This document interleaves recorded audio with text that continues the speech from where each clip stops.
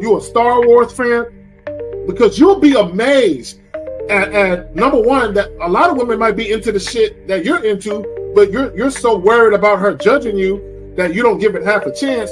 But also some of the things that you're not into, you'll be amazed at how women would want to get into it because they want to get closer to you.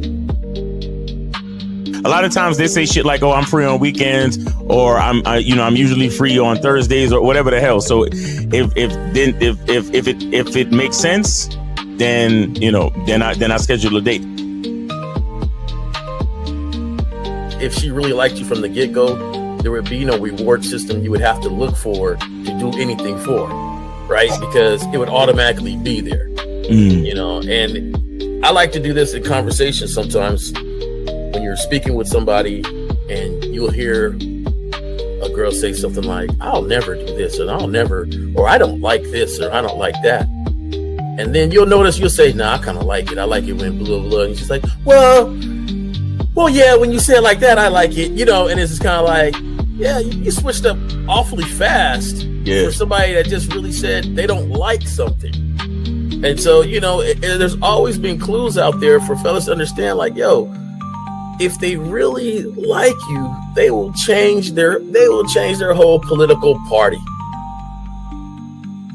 They're not giving her real instruction. They're not letting her know what it really is. And most dudes don't do it. Most dudes don't say what it is because they're afraid to hear no, or they're afraid to bring up sex too early and all of this and all of that. But the bottom line is this. Either, again, and somebody said it, either she's feeling you or she's not. You understand? Either she's feeling you or she's not. We got to stop all this nonsense, man.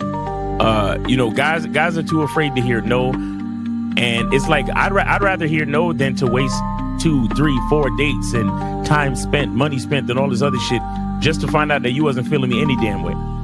You see what I'm saying? But so with me, first date is cool. If you don't want to do it on the first date, no problem. You could be on your period or whatever it is. There's a lot of things that could be off on the first date, right? It doesn't matter.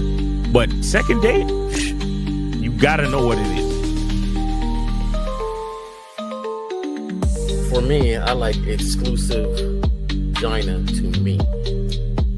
And that's because I don't want to catch nothing to have my later years messed up. And I like to stroke without no condom on. It feels great. No. So I like this. So you like to be hugged by the sugar walls? You like to be hugged? Yeah. I like that velvet, plush velvet. The smoothness. So, but even then, Jay Roman, I hear you.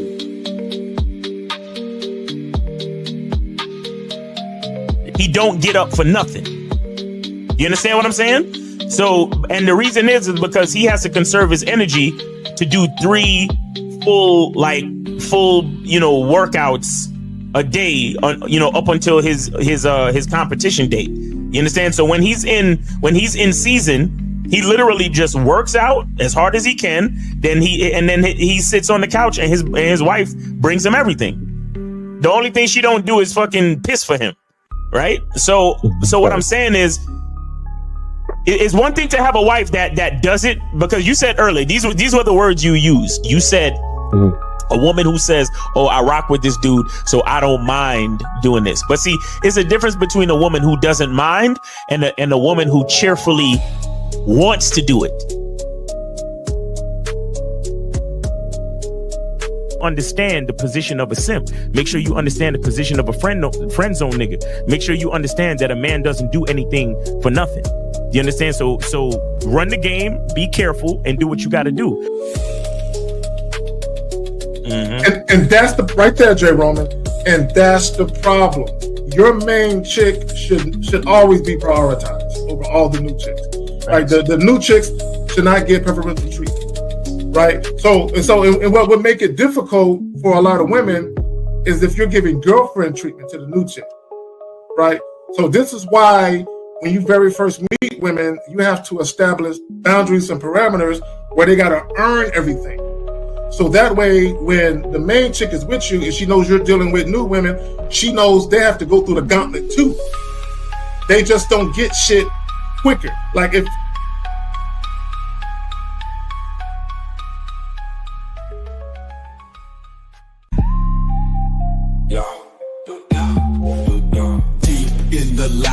labyrinth, streets be the maze. Hosts on the mic, carry K-sets in the blaze. Sagging, Miles Cunham with the game so tight. J. Roman lit the torch, keeping it right. Manhood's the challenge, skill set to master. In a world moving fast, gotta move faster.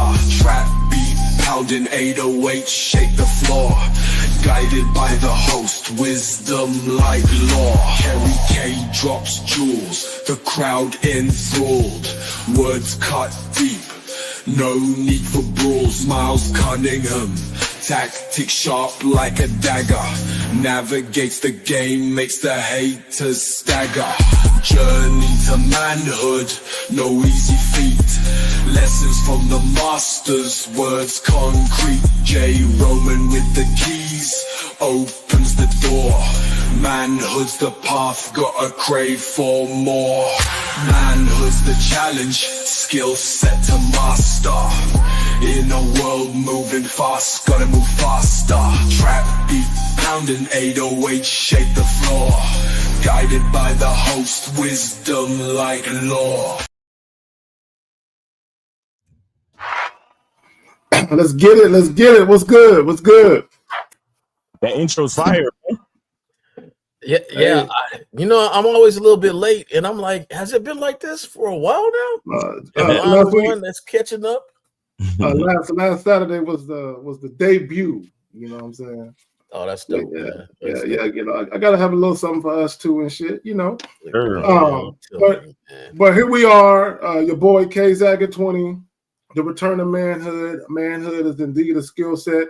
We got J. Roman, Miles Cunningham. Bro, Miles, I know you got something you want to plug, fam. Yeah, we got the Bad Boy membership holiday sale. All right. So make sure you guys go to badboymembership.com, where if you join the membership right now, you get 17 brand new different programs. You got the confidence builder, how to talk to women, how to flirt, all this different shit. And you also get the Game Kings 2 documentary, man. So guys, now is the time. If you want to get yourself a dope ass holiday gift and start 2025 correctly with some good ass game, man, make sure you go to badboymembership.com, join the membership, and you get all of the aforementioned bonuses with your membership. So go ahead and go join. I say just don't get one for you. Go ahead and get it for your partner. You know, your road dog.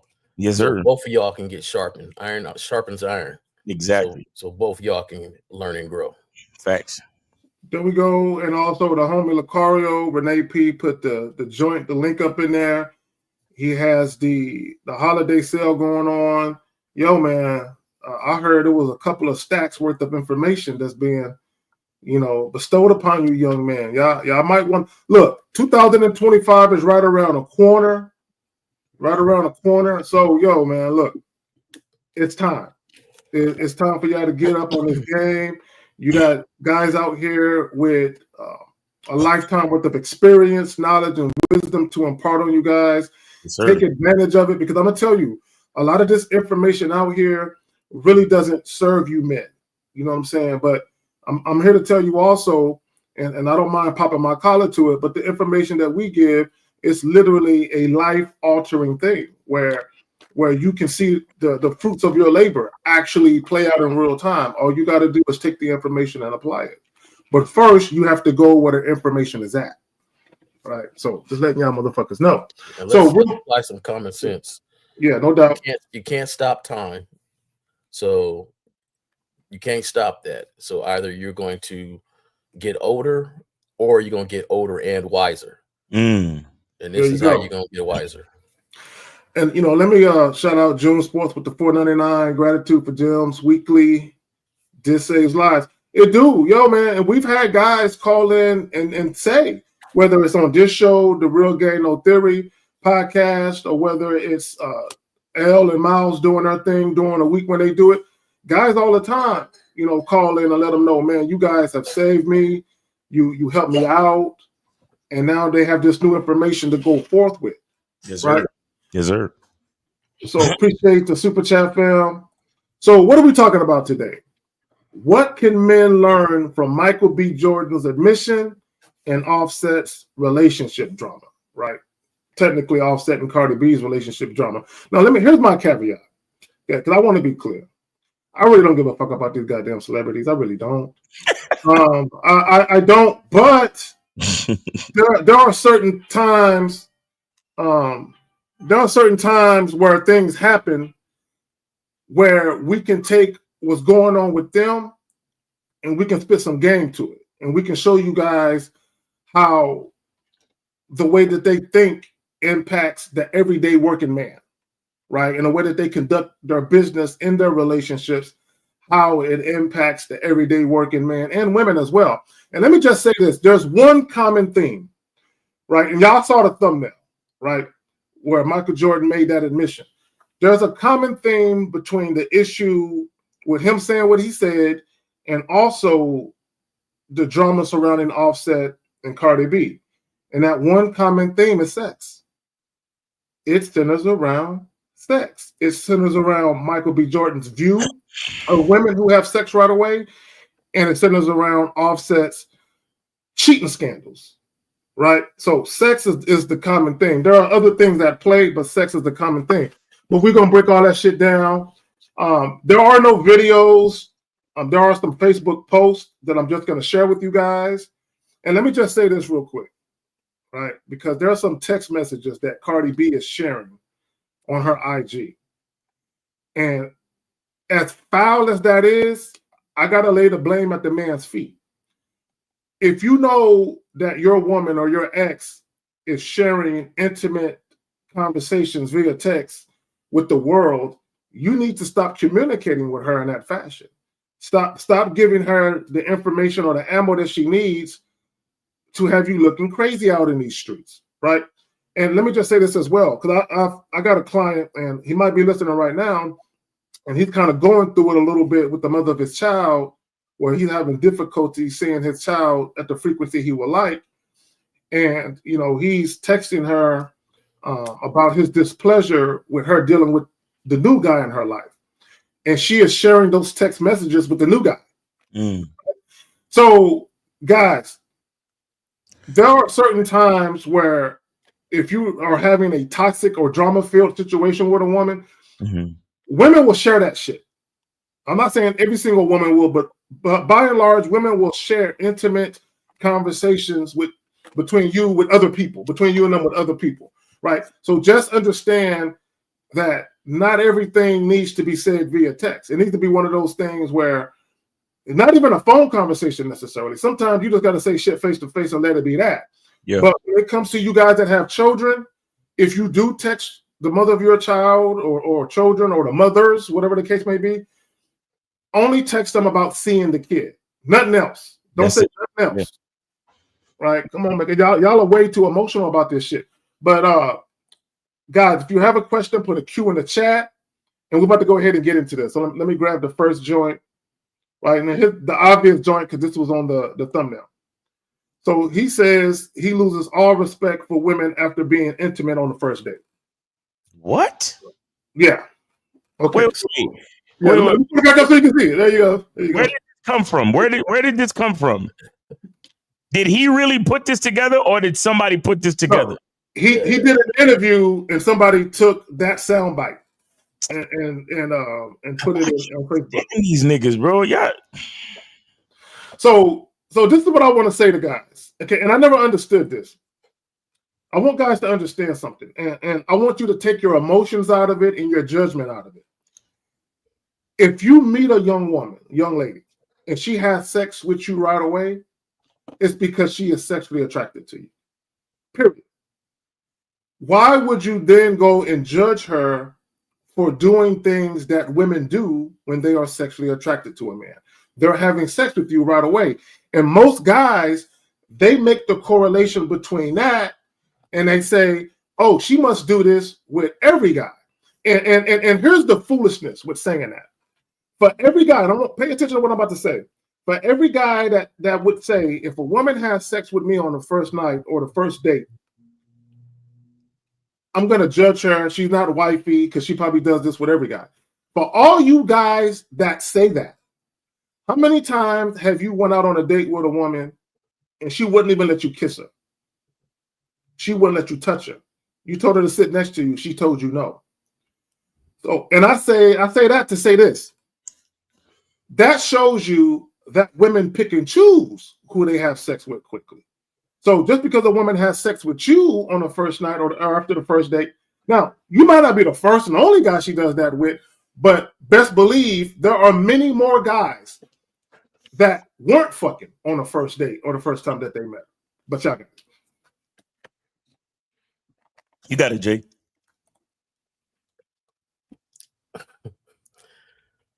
I never understood how somebody can make the statement as they sleep with the person. Right? So it'd be more meaningful to me if he was like, I don't sleep with him, and it's kind of disturbing to me that they're always trying to sleep with me on the first date. I like to do this and I like to do that. My thing is, they always make the statement, as soon as I sleep, I lose respect for him. You're doing the same thing that they're doing. But you put a shame on them and something different on yourself. I never understood that. I never understood the high fives for that. I just don't. To me, this narrative, I know the opposite. To me, it's like one of those false narratives that people put out there, but the opposite is true, right? Because if you really think about it, and let's take it out of hand, and maybe, somebody put a survey on here out of all the guys that's listening on here, how many of you are booed up right now with the girl you done slept with on the first date? And there's lots and lots of them. There's people that's married that slept. In fact, I seen this meme the other day where the dude was like, hey, aren't you glad you slept with me on the first date? And then she was showing her wedding ring, and they was on vacation and stuff. And, I just think it's one of those things that you put out because really, what other issues are we going to have for yourself? You mad if they sleep with you because of money? You mad if they sleep with you on the first date? You mad if they sleep with you because they trying to, take some resource and status? Like, when are we ever just happy that they slept with us? Like, you mad if they make you wait? You mad if they sleep with you too soon? You mad? Like, come on, man. We can't keep going down this narrative. To me, it's really vaginal because you're confusing. Everybody's confusing. If I don't sleep with her, I'm mad. If I do, I think a certain way. And we need to learn to judge more beyond just that. And I think that's what's holding a lot of people up from really having these relationships with people when you guys really want relationships. These dudes, we want relationships, but find everything to discredit to get a relationship. Well, go ahead, Miles. No, I was just going to talk about gratitude. Right. So nothing. See, the problem with a lot of relationships in general is that nothing is ever good enough. So just like you were saying, Jay Roman, like, you mad if they do this, you mad if they do that, you have an issue with this, you have an issue with that. The bottom line is we're here to experience life. Right. And as men, we're here to experience life on our terms. So if you are the type of guy that likes to wait till date number 5 to smash, then that's you. No problem. But there's no reason why you have to lose respect for somebody that wanted to do it on the first date. You understand? Because I'm the type of guy, I'm cool with the first date. Because what happens on the first date doesn't necessarily give me enough information to judge a female. What allows me to judge a female is what happens in the next 12 months or what happens in the next however much time we spend together. Do you understand? That's what I judge a female on. I can't judge a female the first night I meet her just like that. I can't, because if she meets me and she finds me sexually attractive and we end up smashing that first night, in my mind, it has nothing to do with her character. It has everything to do with the power of attraction. And because I am grateful for experience, because I'm grateful for life itself, I'm grateful for the experience that I have with that person, period. And I'm not going to use that to judge them. The problem in my opinion, there's a lack of gratitude, and that lack of gratitude is a result of a lot of self-hate. It's a result of a lot of judgment. It's a result of a lot of negative thought. Because so many dudes, right? If they get a girl to smash on the first night, the first thing they think is that this woman does this with all men. Because they never could look at themselves and say, wow, she was that attracted to me that she had to give it to me on the first night. They would never actually say that and believe and assume something positive or assume something good about the situation. They always have to be like, oh yeah, she a hoe. She fuck all these niggas on. She probably got 15 different STDs and about 500 bodies on her. You see what I'm saying? Like, they have to assume the worst and they have to think negatively about everything. And I'm saying that's the problem with a lot of the narratives that have to do with relationships. Too many of us are simply not grateful for the experience of life within itself. Yeah, let me add this, and what I'm about to say, it's a twofold thing. Number one, when you talk about the character of a person, as you alluded to, Miles, the character of a human being, whether it be a man or a woman, is deeper than sex. Right. Like the true character, when you talk about honor, integrity, dignity, the true character of a person goes beyond the willingness to have sex with you right away. The problem with a lot of guys, when it comes to judging the character of a woman, they make it all about sex. Like sex is the preeminent factor. Like sex is the barometer to judge a woman. Fuck that she's a good chick. Fuck that she will hold you down if you actually got into a relationship with her. Fuck if she would actually slap the fuck out of anyone that would say anything bad about you. Right. When you're not around. Like, none of that shit matters, right? You know, fuck if she down to cook and clean for you, pop out your babies, make sure that when you're not around, that she's an extension of your leadership for those kids that she popped out for you. None of that matters, all because of the sex. And let me also say this about Michael B. Jordan and people that think like him. They want the illusion of virtue when it comes to women. That's what they want. They want the illusion of virtue. Okay, and I've said this. A lot of people don't want the truth. They want a comforting lie to be believable enough to pass as the truth. Real talk. So to your point, see what he wants a woman who not only won't give it up to him on a first date, but will play hard to get. So in his mind, that's the illusion of virtue. And I'm here to tell you that same woman that would tell you, I'm not that kind of girl. I have to get to know you. I have to really, really care about you to give my body up to you. It's special. That same woman that would tell you that is fucking another guy on the first date. On the first date. The same chick. Right. The same. And I got a story. I'm just gonna tell this story real quick. Fucking, I've told this story before because I want. See, when you I need a button. Yeah, you say I got a story to tell. Like, you know, so I got to because see, story time. The story I'm about to tell. Most guys, they know that it happens, but they've never actually seen it play out in real time. Right. So I'm gonna try to be brief because I don't want to be too long with it. And I've told the story before, so some of y'all have heard it before. But many moons ago, a friend of mine had a girlfriend. He was gonna go visit his girlfriend. Now his girlfriend and her older sister lived together. So he was like, Kay, you want to roll with me, bro? She got an older sister. She cute. I'll make the introduction. So boom, I roll with him. We get to the spot. He introduced me to the older sister. We hit it off immediately. It was instantaneous attraction. Wow. So while he's in the bedroom doing what he does, her and I are on a couch, filling each other up, making out, all that other shit. Oh my God. Right. So I go to, remove articles of clothing. Right. I'm trying to make it good. She stops me. She won't let me do that. Right. She won't let me smash. But she'll do everything else. But, dry humping, clothes burning, all that shit. But she won't let a nigga smash. Right. So I'm like, all right, cool. If a chick ain't with it, I stop immediately. I don't try to talk him into it or nothing. I'm like, all right, but we got to stop making out though. If I can't smash, then we gonna stop that shit. So, boom. Fast forward, as we're leaving, she's grabbing me, kissing all on me, telling my homie, make sure you bring Carrie back, and trying to make me promise that I'm gonna come back and see her. Right. This is what she's doing. Right. 2 days later. Right, my homie is going back to the crib. He asked me, did I want to roll? And I said, no, this is the other joint that I met. I'm gonna see what's popping with that. So I say, she feeling that nigga. I'll see her some other time, right? So he took another one of our homies over there, right, with him.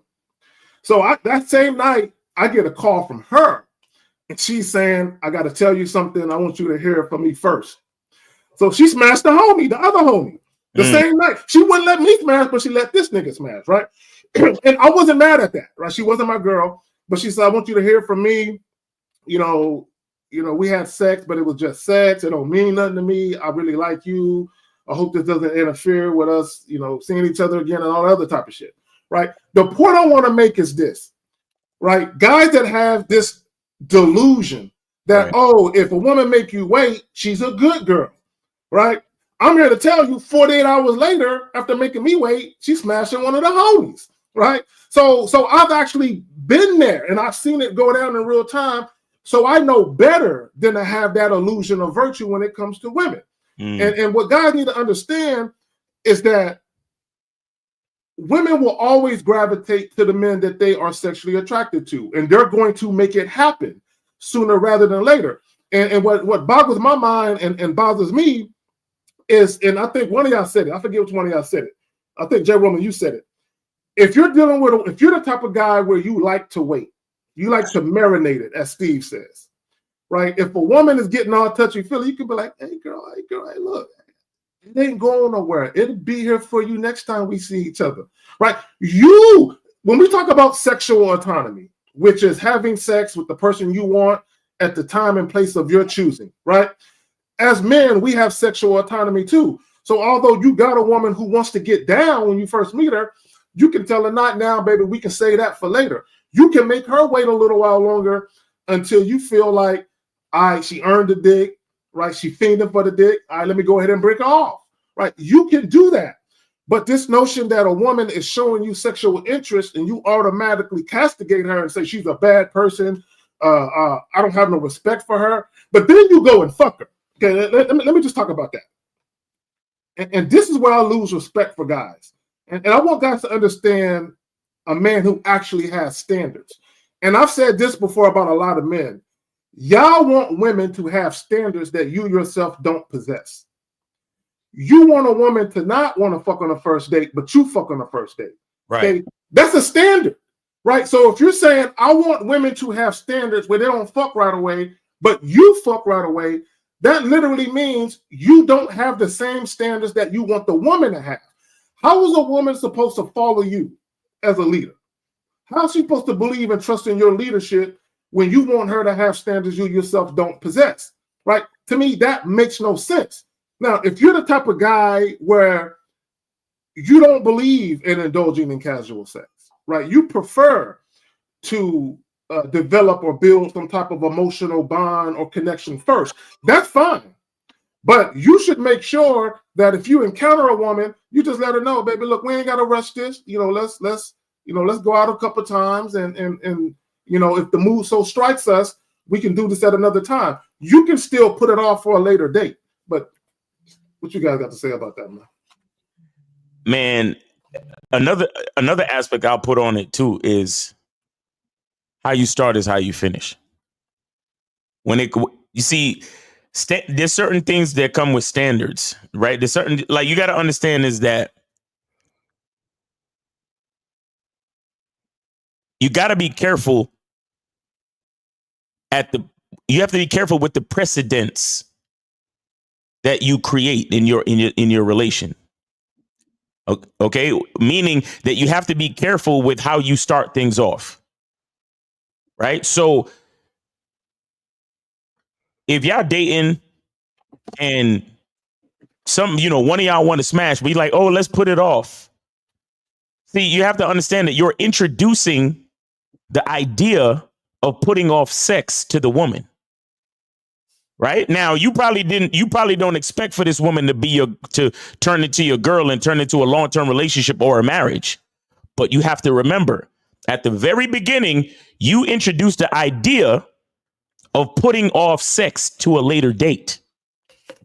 So later on, when y'all married and shit, and you go up to your wife and you say, hey, let's go in the back and let me, you know what I'm saying? Let me get a little taste of that. Cause and she says to you, no, it'll be here for you when you want it next time. I don't feel like it right now. That's that bullshit that you did on the first date because you was trying to let it marinate. You understand what I'm saying? So, nigga, do what you want to do. But all I'm saying is focus on your terms. You understand? Because that whole thing with the Michael B. Jordan, I lose all respect when they blah, blah, blah, blah, blah. Nigga, if you don't want to fuck on the first date, then just say that. You ain't got to lose all respect and lose all hope in humanity just because a bitch wants some dick on the first date. That's all I'm saying. But remember, when you put off sex, you are introducing the idea of putting off sex. There you go. And Miles, one of the things I talk about is inadvertent behavior, where guys do and say shit and they don't understand the long-term ramifications of what you're doing, right? So this is what you got to understand. Yeah, you can put off sex, but as you alluded to, Miles, it sets the tone. It sets the precedent for what's going to happen next time. So if you're dealing with a woman who's very sexual, she might have the feeling that, oh, fucking to you ain't that big of a deal. So if I ain't fucking you, then why you tripping? Why you tripping? But real quick, the phone lines is up, right, Miles? Yeah, phone lines is up, man. Y'all call in. Don't wait. Y'all call in. I think that for me, you doing what you want to do is the main thing, because you should be setting the lead no matter what it is. So if you're a person that don't believe in fucking on the first date, then yeah, y'all shouldn't be fucking on the first date. Now, if she's really trying to, then you know that person doesn't really fit you, because that's not your style, your standard, and what you like. So my thing is, do what you do, but make sure it's you that is leading it. To me, it's almost like that saying where you teach people to lie to you. Right. And our society has been teaching ladies to lie to us, because they'll act like they don't want to fuck you on the first date because they want to give you this image, but they really do. Right. And that's why you have that one carrier that's like, I really like you. Like, I see something with you, but I know if I give it to you on the first date, society has told me that if I do that, you won't look at me seriously. You won't look at me in the way I want you to look at me, even though I do want to give it to you right now. And to me, when you represent yourself falsely, just like if you're going to judge somebody for doing it, then you shouldn't do it, but you go ahead and do it and then judge them. You're representing yourself falsely. Because what if they're like, hey, oh, we both got this chemistry going on. Yeah, okay, let's do it.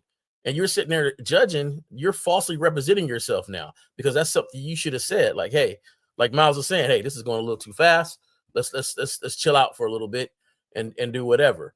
And when you start that, exactly what Miles is talking about as far as setting a precedence, you're setting a precedence for being false and not being really real with each other. And that's never good. Right. That's it.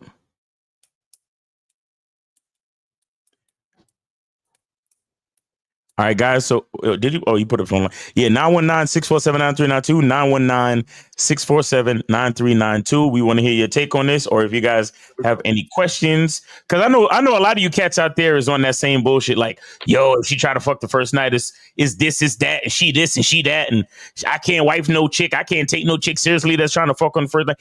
And the funny, like you said early, Zag, niggas will fuck on the first night, but they be like, oh, I can't take no chick seriously. So it's like, they'll still fuck her, but at the end of it, no, I can't take her seriously. She ain't shit. Da da da da. So y'all cats call in, man. 919-647-9392, 919-647-9392. I want to hear y'all different takes on this shit, man. Yeah, there you go. Call in. On the flip side, you could be with somebody that has gobbled the whole football team, but she didn't fuck you on the first date. So you look at her in a certain way. It happens. And again, guys are placing too much value on sex as it relates to the woman's character. Right. Way too much value. And then but also, and you guys just said it, you're setting yourself up for women to lie to you. Because women, like, so let's go back to what you were saying, Jay Roman, about the young lady that I talked about a little while ago. Obviously, she was sexually attracted to me, but obviously she wanted more. She wanted me to view her in a certain way, which is why she stalled me out, right? But she met the homie. she was also sexually attracted to him, but she said, I just want some dick. Because I was horny 2 days ago. God, I need some dick, and he's here, right? So that's exactly what happened. I got a hot and bothered for the next nigga, right? But my point is this: what happened, and partly, and sorry, but partly she kind of did it like a punishment to you, right? So I can feel like the two-way thing. Let me tell you first. This is just this to let you know, like, hey, you should have did it when I asked you to do it. I mean, you should have, came back with him on the second day because I was ready then. You didn't come back. Why didn't you come back? You know what I'm saying? Okay, yeah. So real quick, if y'all got a question, put a Q in the chat. Put a Q in the chat followed by your question. And let me just say this for anyone coming into the chat, talking shit, call in or we'll just delete your comments. Call in or we'll just delete your comments. You know what I'm saying? Hold on, real quick. Comment. What was his comment? Okay, real quick. So let me get to the next joint. Let me get to this offset shit. Let me bring this up first right here, and I'll just read it. So he says, my marriage with Cardi B didn't work because she's too successful for me. She's richer and wants to do the same type of things I do, like it's a competition. If I do something as a man, she tries to do it back to me. Just because I cheated on her, she went around cheating too, just to prove a point. I'm an African-American man, and our culture is different. It's very different when a woman cheats. I can't handle it. So let me say this, okay? And this is most guys. Most guys, and I've seen dumb shit on the internet, like if you're a quote unquote high value man, whatever the fuck that means, or if you're a man of means, you should be allowed to cheat in peace because you have money. Money doesn't have anything to do with a woman's willingness to accept you dealing with other women. Money has nothing to do with that at all, right? So where guys got that from, I don't know. No, I know where they got it from. Because them niggas wasn't getting no pussy until they got money. That's where they got that shit from. Yo, hold that, man. Yo, that's a whole entire bar. That's a whole entire fucking bar that nobody wants to pay attention to. A lot of your favorite fucking rappers was never no Don Juans. These niggas just started getting pussy the other day when they signed their record deal. And 631, hold on 1 second. Finish your point, Zach. 631, put your shit on mute. 631, go on mute, please. No, I just want to say a lot of guys, they think that their money gives them carte blanche to do whatever they want, right? When it comes to women. And that's why he made the assertion, she's richer than me. So basically what he's saying is because she got so much money too, that my money can't influence her. And this is the real reason why niggas with money don't mind dating broke bitches. Because they feel like I can provide her with a lavish lifestyle that she can't provide herself. So by virtue of that, I can do and say whatever I want and she'll take it because I'm providing for a lifestyle. And that's the mistake that guys make. And I said this as of late, women don't submit to the money. They will cooperate long enough to get what they want from the money, but women don't submit to the money. They submit to the man. But y'all got it. All right, so we got 631. 631, you are on live with the Manhood is the Skill Set Show. We got your host, K Zag, J Roman, and Miles. Name, age, city. How can we help you? My name is Dylan. I'm 31. I'm in Fort Lauderdale, Florida. Okay. K Zag and J Roman, Miles. Good afternoon. Hope you're doing well. Good just afternoon. Figured I'd call in because I have a new situation going on, so I just wanted to get your take on it. Okay. So, right, go ahead. So I moved back to Florida about 5 weeks ago. Go ahead. Oh, sorry. I'm just hearing my echo. Okay. So I moved back to Florida about 5 weeks ago. And right when I moved back, I met this woman. And we went on a date. We hit it off immediately. We did have sex on the first night. And we've been consistently seeing each other about 2 times a week ever since then. And it's just been sexual rendezvous, I guess you could call it. Right. But the key detail is that she has a 1-year-old. Okay. And I'll say this about her. She's doing everything right according to me and what I like. she's checking all my boxes. Okay, but what's the problem? What's the problem? Let's stop putting all these qualifiers and excuses before we get to the problem. Let's get to the problem, buddy. Yeah.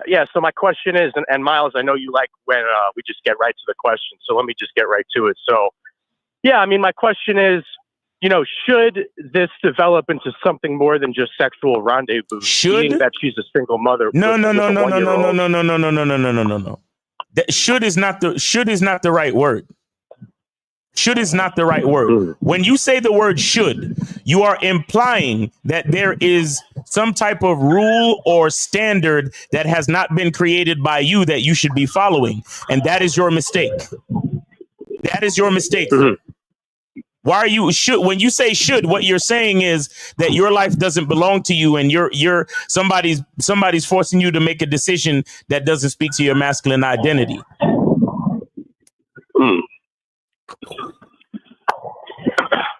All right. So if I decide to elevate her position in my life, which would be months from now, I mean, it's only been 5 weeks.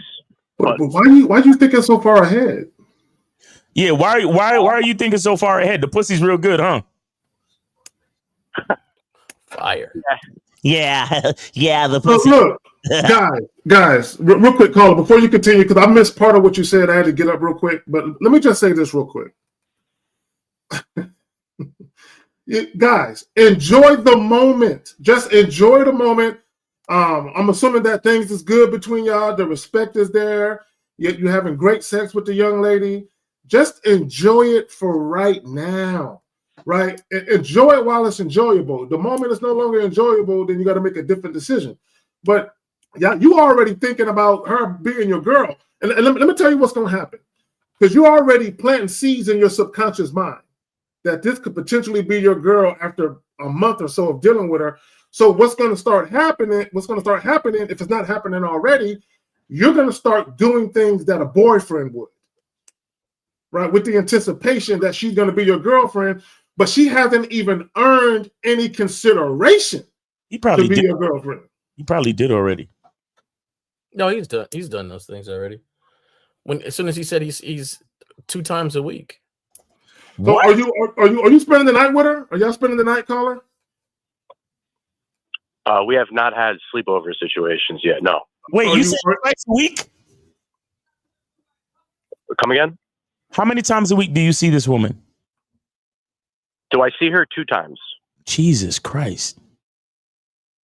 Are you hitting it raw? No, with a condom. Okay. All right. This is my thing, man. Like you say she's checking all these boxes. Sometimes when we want something, we presume that a box is checked. Yeah. Because we haven't had a lot of time to really evaluate it. Yeah.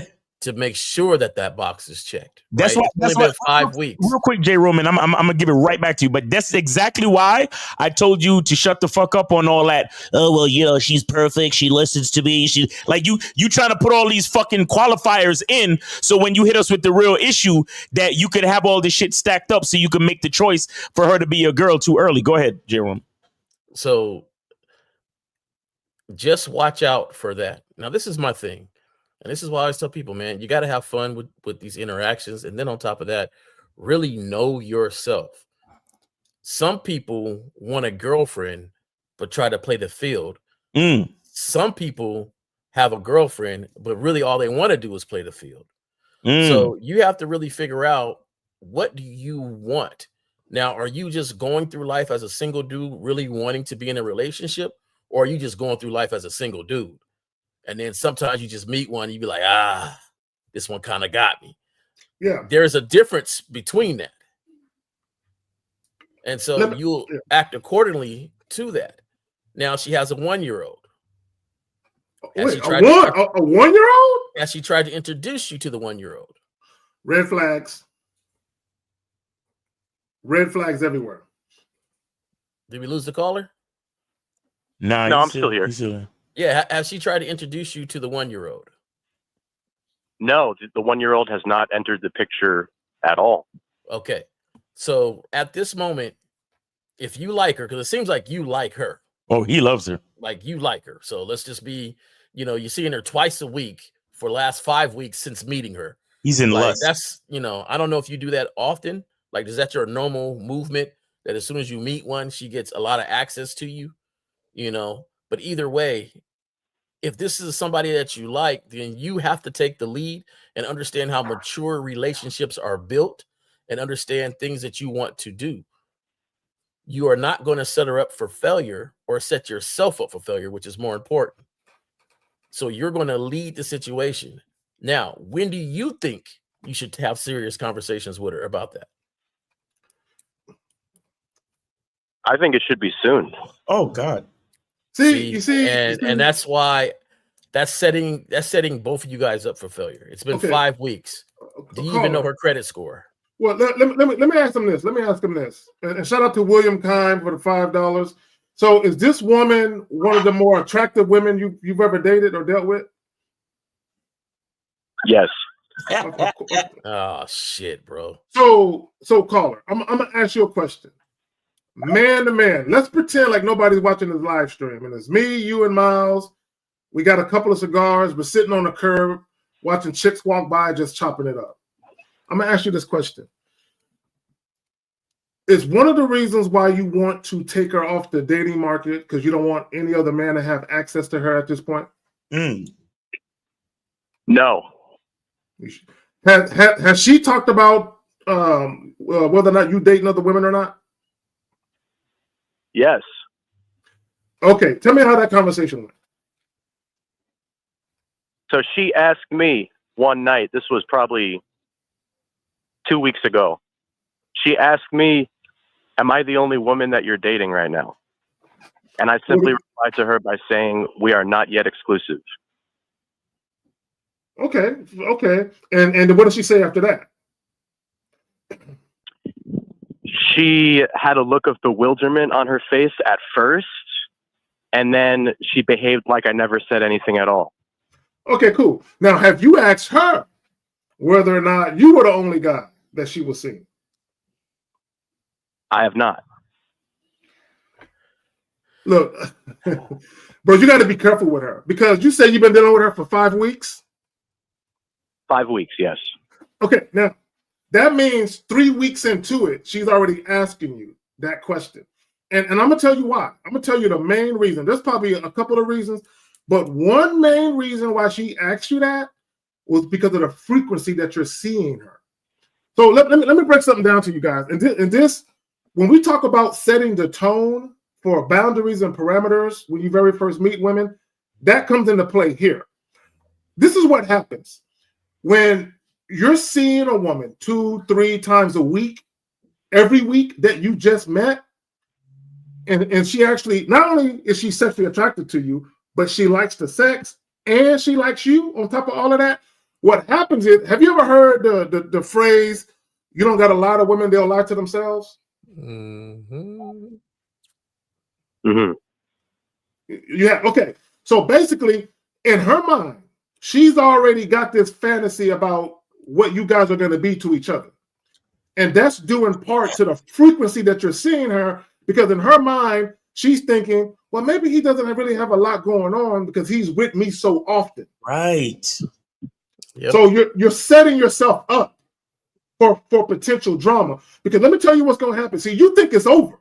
It ain't over, right? And I promise you this. If you ever take that condom off and hit it raw, it's going to get worse as far as her wanting to make sure that she's the only one. So just be mindful of that. But y'all got it. Well, and the fact that she's getting to see him so much, probably without doing much. Right. Without doing much. She's not earning a lot, you know. Let me add this. I don't mean to cut you off, but I gotta add this because I don't want to forget. So you said she has a 1-year-old child, right? Yes. Does she ever talk about that child to you? No. No. Okay. This is what I would look out for if I were you. Now, bear in mind, she just had a baby. It's still new, right? She's got the baby fat and all that, right? So this is what I want you to point out. And this is where you have to be mindful of a woman's agenda. She might be looking for someone to play the father role for that child. She's just being very tactful and strategic about how she goes about it. She doesn't want to do it too soon as to scare you off. But she could have a checklist of what she wants to happen first. Let me get him to the point where I'm the only one and I'm his girl. Then slowly but surely, I'll start to introduce the baby into the equation. Then I'll have him come over while I have the baby here and spend time at my place, like one little happy family. Just pay attention, because I wouldn't be surprised if that comes next. But y'all got it. It doesn't sound like you're leading much in the conversations, especially if she's asking you this question and you haven't been kind of upfront exactly on what you want, because that question wouldn't have came up, right? It would just been like, this, like, So my thing is this, like, you're trying to move this relationship on, yes or no? I'm going to answer with no. Okay. So then why the question of, does this already, should this progress? Because 5 weeks, things are been going cool. Oh, wait. But caller, wait. You just said that you think the conversation should be had sooner than later. So it sounds to me like you do want things to move along. I think the topic of her having a 1-year-old and all of the details surrounding that should be discussed sooner rather than later. No. No, because listen.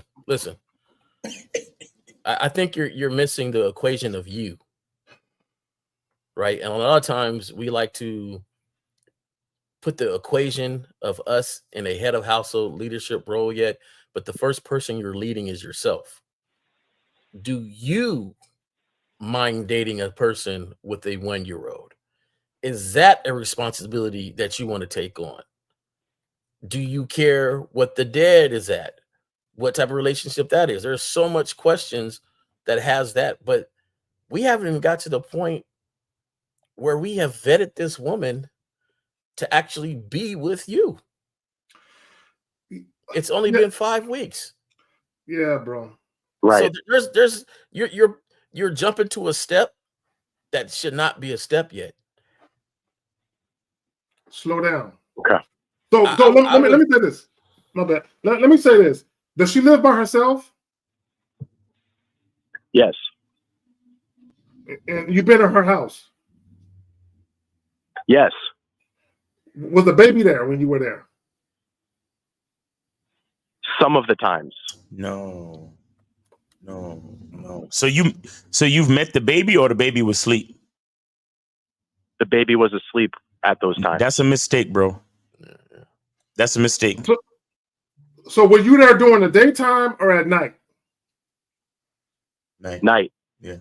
So was the baby in the bassinet next to the bed when you hitting it? In the room adjacent to the room that we were in. Yeah, that's a mistake. That's okay. Okay, caller. I want you to think about something. Ooh, yo, wait, hold on. I just want to point out how good this pussy is. This is some good ass pussy. God damn. Woo! That's that shit. She got that. She grip it with the Kegels, don't she? It is quite good. Yeah. So listen. I'm gonna tell you like this. You must be a leader and a man in all situations. Clink. Right? So for me, that's unsafe. Like, I would be upset if my sister told me she had some dude over and she had like a little one, but she had just met him, don't really know him. They only known each other for a month. To me, that's unsafe. You don't really know this guy. So in turn, I wouldn't put myself in that position. Hey, won't you come this way? Whenever you get your babysitter, whenever that happens, you can come this way. I'm gonna be that leader in all situations. She ain't got no babysitter. He know that. She ain't got no babysitter. Yeah, well, she needs to get one. Hey, K Zagan, J Roman, thank you for the feedback. Okay, brother. You got anything else you want to add to that, or you good? He's gone. He's gone. All right, so he's yo. She got that. That good. Dave G said with the $5 he said, "Hey, yo, Miles, she got that snapback for real. Yeah, for real." Yeah, let me got a 1-year-old. He said it's good. Yeah, let me say this. Let me say this, and I want guys to understand this. And I want it, Carl. I hope you're still listening. And I want guys to wrap their mind around this. If you're dealing with a single mother and she has an infant or a toddler in the house, sleep while you're over there in the middle of the night beating it up, if y'all had a child and broke up, she'll do the same thing with your child. She'll have a nigga there after a few weeks of knowing him around your child, right? So I just want guys to understand that. For me, that's a red flag that she would have a man there that she's known, because they've been dealing with each other for 5 weeks. But how much you want to bet within a week or 2 or 3, he was already over there while that child was there, right? And that is dangerous, right? Because you don't know that guy well enough. You don't know him, right? So, but I also want to go to her decision making. Yeah. For her to have a man in her home in the middle of the night with her child there that she don't know that well, it's not wise. And now, if you want to talk about the character of a woman doing that, let's talk about that shit, right? But because to me, if I was in that situation where a woman wanted me around her 1-year-old, hey, just come to my house, little Day is asleep. I would look at him and be like, nah. And in my mind, I would think this bitch ain't shit. Exactly. That's the first thing I would think. Exactly. Not because she want to have sex with me so soon, but because her infant child is right there who can't even talk and walk yet. Come on, man. Like, come on now. In my days of youngerness, less wiseness, youthful, I was rocking the mama while the baby was getting rocked on the other side of the bed. This nigga got the bassinet stroking like in rhythm. The baby was a king size bed. The baby was tucked on the other end, and I didn't care at that moment. I didn't care. When I was young, I did that. When I was young, I didn't care. I understand your mindset. I understand you're just going over to smash. You're just going over to have a good time. The baby sleep. You're not meeting the baby, so in your head, hey, everything's cool because you see no ill intent on your part. You seem or sound like a nice guy, but whatever. But as a mother who should be very protective of her youth and where she lays down at, should not have you over there. So my thing is, for guys, we protect our castle. That manhood protection she does not have, or somebody telling her how to do it. You shall be a leader in every situation, even if it's just a smashable moment. Hey, I can't come over there. You got your youngster. When you get your babysitter, won't you come this way? It's very important you set that up. And I'm going to tell you why. You never know where somebody's going to be at in your life. And this is how relationships go down the rail. And then you're looking back like, man, she's disrespectful. She does this. We're always arguing. Woo. You never set anything up in the beginning to say, hey, this is how our process is going to go. Right now, you're following her process. Come over when you can. He's asleep now. You can come through. That's all on her process, her terms. And yeah, you're having fun. But if you respect yourself as a leader, you will understand what you need to do. And you have to be disciplined to provide discipline to whatever you do, whatever relationship you build or interaction you have. So let me, I got a story. There you go. Jay Roman, I used to do that shit too until I had a bad experience. Okay, so let me tell you my bad experience. So this young woman I was dealing with, I was in high school at the time, and she was the teen mother, so she was at home. It was during the day, right? So I skipped school. I went up to her spot. So she had an infant child, and she was babysitting her 3-year-old sister, right?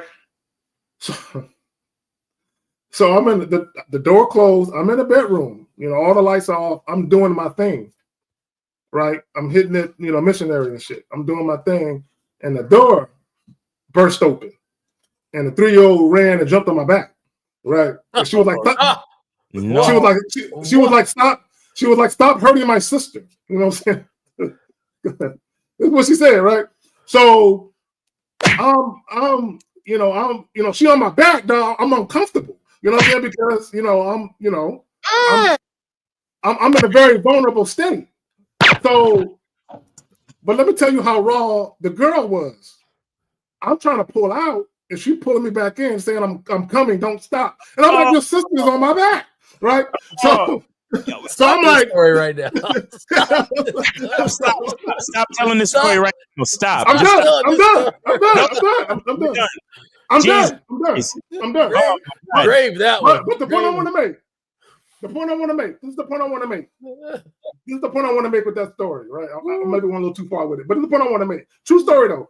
The point I want to make is the 3-year-old could have easily been her daughter, right? So for you guys that are going to a woman's house, and there's another story. I'm not going to tell another story. That had nothing to do with me. There's another story that got something to do with one of my partners, right? And I told the story before, but it's even worse than the story that I just told y'all, where a little kid came into the room, right?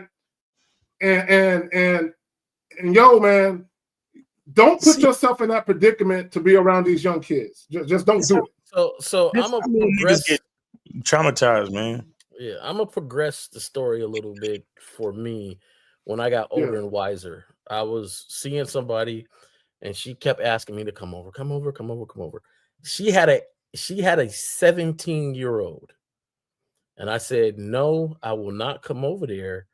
Because she goes, well, he's only 17. He ain't the man of the house. I said, yeah, but for him, he's the man of the household, right? So out of respect for him, I'm not going to be in the room with you, making the noises that you make and stuff like that. She was like, okay. So one day she calls and says, hey, he's gone. He went to spend the night with his friends. So I come over there. She fixed dinner, and we have a cool little night. In the middle of the night, while we're doing our thing, I hear something in the room. And she gets up and she goes out and she comes back and she goes, oh, my son is home. He must have came home early. So I said, okay, well then I'm out. I got to go. She's like, what? I said, no. I told you, out of respect for the man of the household and my own principles, I got to go. Facts. At that moment, I looked at her, and in my head, she lost more of her position in that moment than any other thing. From beating it up the first time we met and all this other stuff. It's that right there to say, hey, you know what? No, you already know what I'm about. I don't think you were truthful in the situation. I think you knew he was coming home just a little bit later. She knew. And so that's it now. I think it was home the whole time, bro. If she's listening, she's probably like, oh, that's why she stopped seeing me. Yeah, that's why. Because I didn't like that. That was disrespectful to me and to your own son. And that's why I say, being this leadership position, it ain't for the weak. It ain't for the lazy. It ain't for the lazy-minded. You have to be disciplined where you say, you know what? I know that thing fire. I know that thing is fire. But I can't do it. I can't do it. And that's it. So, we got to grow up, man. I just say grow up. I know it's a simple term, but man, people got to grow up, man. Even in the case of that sweet velvet. So, and I would say this as well, to your point, Jay Roman, guys need to start only having sex on your terms, right? And here's the thing. If women are dictating the sex, meaning you find yourself in funky predicaments simply because you want it so bad, because she wants it so bad, she's gonna know that you're controlled by the sex, that she can call you at the drop of a dime. You'll run over there with the baby there, with the teenager there, with whoever is there, right? And look, and some of these chicks, bro. When it comes to, let me tell you something. When it comes to sex, especially if you've already been having sex with them and you really, really dicking them down well, these chicks will lose their mind. Bro, I had this one chick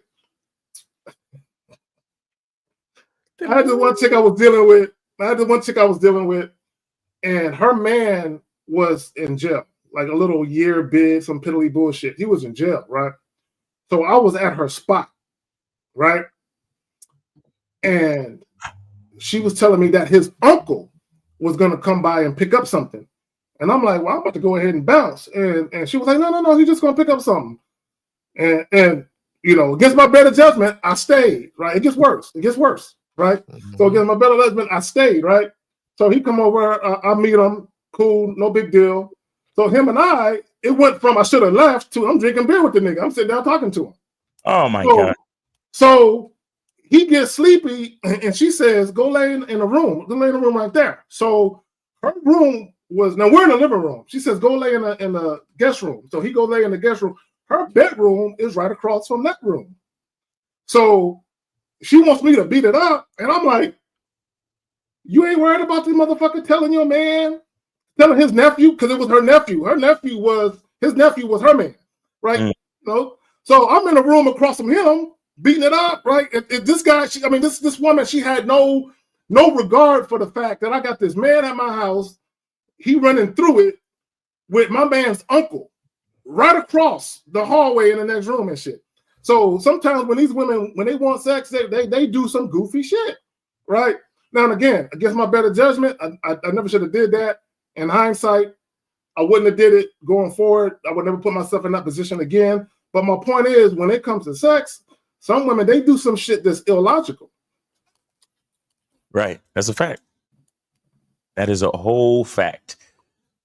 And I've helped some men out while they were in jail too. You know, I helped them maintain. You gotta keep it warm for them. Respectfully. I was quiet during the jail calls and you know, and just tuck their lady in every now and then, you know, and if they said they got out in April, we finish up in February because I know sometimes you get out early. So you know, just be respectful with it though. That's all I'm saying is that I was completely disrespectful. You know, because if he calling, that's where he trying to go to as soon as he get out, right? Oh, yeah. So if you say, hey, my ex-man is in jail, that's something different. But if you say my man is in jail, that's letting me know, like, okay, this has a very delightful expiration date, and when does he get out? Oh, February. Oh, we'll be gone by the New Year's, just in case it's a little early. There you go. Let that thing get back to shape so he can, feel like nobody was there. Or you said the swelling got to go down back to his side? Yeah. So he don't be like, man, who was rearranging the furniture in here? He could just be like, man, I'd like the couch over there. So like, let's respectfully, we got to help each other out.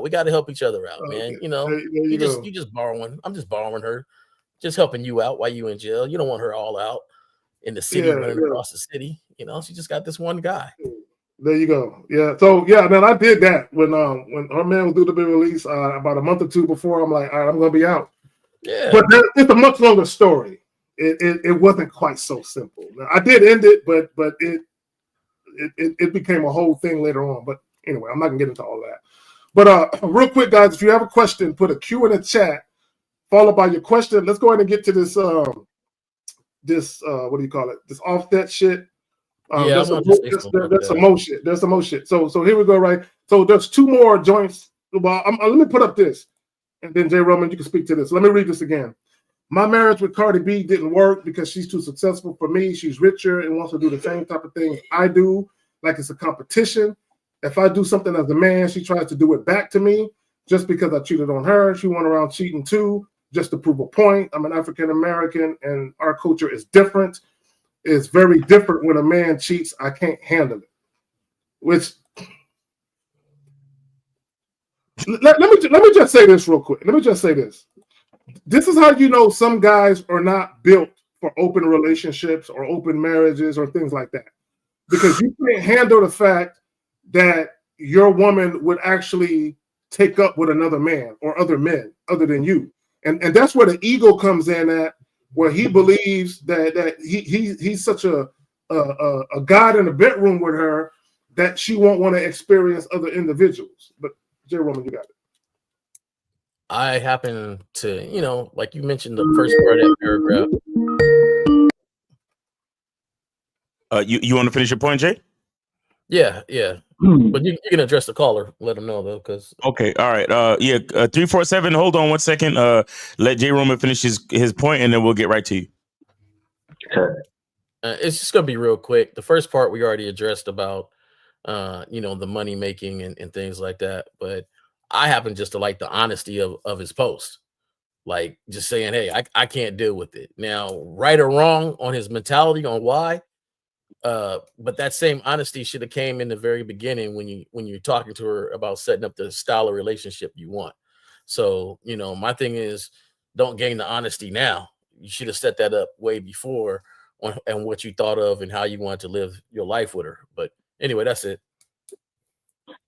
All right, 347, go ahead. Yeah, my name is Gilberto Trinidad. I'm calling regarding, I have a comment regarding like the girls. All right, hold on. Caller. We need you to speak directly into your phone. Please get off a speakerphone and all that type of shit. You don't sound good. Can you hear me better now? Yeah, go ahead. Yeah, I have a comment regarding that woman cheating, and that I say that it's incorrect. Wait. Are you speaking directly into your phone? Like, are you speaking directly into your phone? Yeah, I don't have a speaker on. Oh, okay. Is you standing in a hallway or something? Hello? Go back to the hallway. Hello? God damn, bro. You hear me now? Yeah, all right, go ahead. Just go ahead, man. Go ahead. Yeah. Regarding that thing of whether the lady cheats or not, I say that it's incorrect that the lady chooses to cheat. Although I know that we cannot control it, I think there should be like some sort of like acknowledgement for the families and husbands. No, Roberto. So, see, it doesn't work that way. Hold on, Roberto. Hold on. Before you continue, if you are in a relationship where you basically told the woman that you were going to be sexually exclusive, and then you cheat on her, and then she turns around and starts cheating, you don't get to go back and say, "Why are you cheating on me?" Here's the thing. This is what I want guys to understand. If you want to be in a relationship with a woman where you want to entertain other women, all you have to do is tell the woman that you're with, we can be in a relationship, but understand you're sharing me. Just do that. What's wrong with doing that? Go ahead. You got it, Roberto. Yeah, I said that everybody there should be an acknowledgement that if you are monogamous, because I believe it's just one woman in one life. So I think the woman that has a husband and there is monogamous, I think they should be told the truth.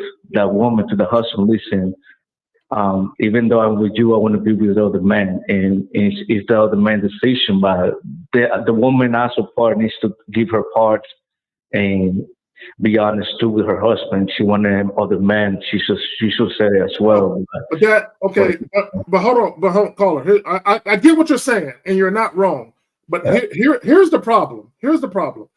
When you're the leader, as the man, you are the leader. You set the tone for how the relationship ultimately is going to pan out, or be not pan out, but be. You set the tone for that. So again, I don't know them personally.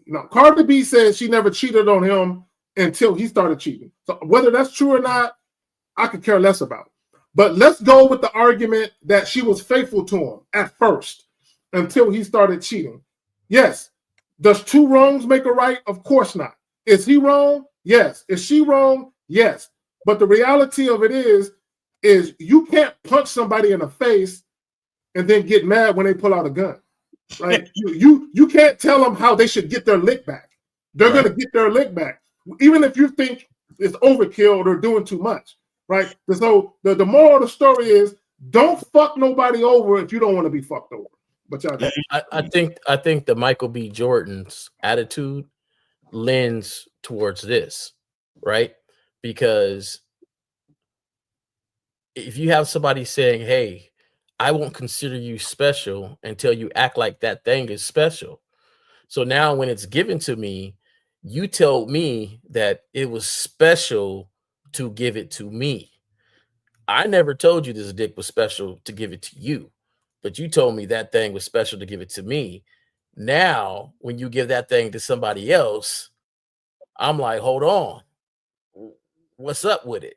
Because you told me it was special to give it to me. And the only reason why you told me that is because I live in a society where I have to judge you if you just give it to me outright. It's a domino effect that happens where we have this facade in our head that she can't give it to nobody else and it not be special. Yeah. Like a lot of men really do believe that for her to go and lay down with somebody else, it has to be special, because that's the way we have continued and falsified that lie to each other because of people like the attitude that Michael B. Jordan has. I lose respect if you give it to me on the first date. So that's basically saying I lose respect to you if you give it to me like I'm not special. That and Jay Roman, and that's, hold on, Roberta, we're gonna pass the right back to you. And that's the thing. A lot of guys, they want to feel special to women when it comes to sex. They want to feel like they're one of the few or the only one that can get it.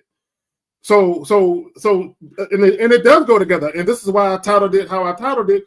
It's because a lot of guys' view of sex as it relates to women is very, very distorted, and it's not reality. But y'all got it. Go ahead, Roberto. Yeah, that's what I wanted to say. I think that shouldn't be happening. I think both parties should be agreeing in one relationship, but it is what it is. Sometimes it happens. Some girls don't want to keep that line up. But, everybody has the right to do an error too. But that's all I wanted to say. And okay. You guys have a good show, man. All right, man. Appreciate you calling in, man. Thanks for supporting the show. Thanks for calling in. Have a great day. And that's why I like Offset's honesty. It's like I couldn't take it. Yeah. Hey, however he said it, however he can't. Hey, I can't take it. Right. No, be honest. He's being honest after the fact. Yeah. True. So I go ahead, Miles. No, I want to say this part. And can you actually put up the Offset quote again, please? That's for you. Where that bad boy at? Right there. There you go. All right. So it says, my marriage with Cardi B didn't work because she's too successful for me. That's wrong. She's richer and wants to do the same type of things I do, like it's a competition. That's wrong. That's wrong. If I do something as a man, she tries to do it back to me. Okay, listen. Here's the thing. And this is why, guys, I know it sounds like I'm just plugging a product, but this is exactly why you need to go to badboymembership.com and get on the Bad Boy membership and take advantage of the holiday sale. There's a program on the Bad Boy membership called How to Vet a Woman. You understand? You need to understand something about vetting. These are the things that you get to notice before you commit to a woman. These are the things you get to notice before you actually ask a woman to marry you. You understand? You get to see the actual dynamics of her character. Meaning, is she actually feminine, or is she posing as a feminine woman, but she's really just trying to be in competition with you as a man? You understand? A lot of these dudes, shout out to K-Zag, he said it earlier. A lot of these rappers were dweebs. Think about what a rapper is. A rapper is a poet, a nerd, a fucking geek. A lot of these niggas is geeks, bro. A lot of these niggas is nerds. A lot of these niggas is little emo niggas that write in their notebook all day, every day. And they wasn't getting bitches like that. And so as soon as they sign their record deal and then they start to get hot in social media and they get they get some. And remember, a lot of people will even tell you that Offset was the wackest nigga in Migos. Yep, he was. I'm not trying to attack this nigga like that. I'm just laying all these things out so you can see the reality of it. I don't know this man, and I'm not trying to attack him like that. Whatever's whatever. But his situation is a teachable moment. Why would you marry a woman that behaves that way, where every time you do something, she want to do something to compete with you? Yep. If I'm gonna marry a woman, she has to be my cheerleader, meaning she's on my side of things. So if I'm doing something, she's looking at it and she's asking herself, what can I do to enhance what my man is doing? not compete with my man. Even when it comes to cheating, even when it comes to what making money, talking about, oh, well, my relationship was this way because she was richer than me. Nigga, I tell you guys a story all the time where I was with a woman that made more money than me, and she still had to follow my lead and follow my budget. And she had to bring the money to me. You understand what I'm saying to you? These are the type of things that these dudes don't know about. So these celebrities, y'all look up to these dudes and think, oh yeah, they so witty with the pen, but these niggas don't know what the fuck they do in their real life, especially dealing with females, bro. Especially dealing with females. Well, you know what? So all of that shit, you know, I just want to say, like, don't believe that shit that, oh, well, she was richer than me, so, you know, that's why the relationship didn't work. No, the relationship didn't work out because you don't have no fucking game, bro. That's why the relationship didn't work out. Okay, so here we go. So it's a couple of the joints I want to put up. So let me snatch this one first. There's two of them. Let me snatch this one. So he says, "Damn, you look pretty. Come over. I told you never getting this pussy again, and I mean that. I want to fuck. Why you being like that to me? You feel like you're gonna be on me if you do. I want you. I miss your pussy. I miss your face when I miss your face you make when we fuck. I don't feel like I'm gonna be on you. Y'all niggas just don't deserve, and you can't see the rest of the shit. Hold on, let me see something. Let me see if I'm missing anything. Give me a second, y'all. Nope, right there. So I just want to say, number one, I tell you guys all the time. Okay, hold on real quick. Let me take that off. I tell you guys all the time. Oh, that sound like a nigga that know what to say to bitches. Come on, man. Yeah. Is this after? I don't know when the time frame is. She's putting out a lot of their text messages. I'm gonna share another one with you in a minute. But she's putting a lot. She's putting a lot on IG. Number one, y'all need to stop begging chicks, right? I tell you guys all the time, because they've broken up, gotten back together, broken up, and kind of like the Travis Hunter ordeal, their personal life is playing out on social media. And this is a lack of influence in your own relationship. It's a lack of leadership in your own relationship, and it's a lack of consistency. Because if you got the type of woman that will go on social media and talk about intimate details of your relationship, right. Okay, that's problematic. This is a woman that you can't fuck with, right? So and it's not about what's being said in the text, more so of the fact that she's sharing personal shit, right? But go ahead, Miles. You want to speak to it? No. I'm just agreeing with you. I'm just agreeing with you. Earlier, I said he was, I like the fact that he was honest, but honesty doesn't work without you learning and growing. Right. So don't recognize a mistake and be honest with yourself if you don't learn from that mistake or learn from that moment, because you're bound to repeat it. Mm-hmm. That's an idiotic moment, right? That's the definition of idiocy, where you just continue to repeat the same mistake, expecting different results. So it's is this the same? Was it Cardi B or Johnny Blaze? Which one was setting up cats in the hotel to rob them? Cardi B. Cardi B. And this is the person you choose. Right. So, but we got people worried if he just happened to smash on the first date. There's other things to think about when you look at the character. It goes beyond sex. And then you have kids, and then you have this family, and now you got kids involved in the situation from the very jump that was off. Because you can't tell me this is the first warning. You can't tell me this was the first action. That's what I'm saying. The first action is when you was talking to me crazy. Right. Talking to me like a dude. The first action is you ignored what I asked you to do. The first action is when you threw your money up and said, "Oh, I can get that on my own." That wasn't the point of what I was saying. Your first action was a lot of other first actions. So understand this. Yes, I like the moment of honesty. Anybody that can be real with themselves and understand, because he said, "I can't take it." That's directly to himself. But learn from the moment and grow from that moment. Change your mentality from that moment. There's back and forth with him calling her a hoe and saying you're a mother of daughters. And this is what I personally think. I don't know this to be true. This is just my personal opinion.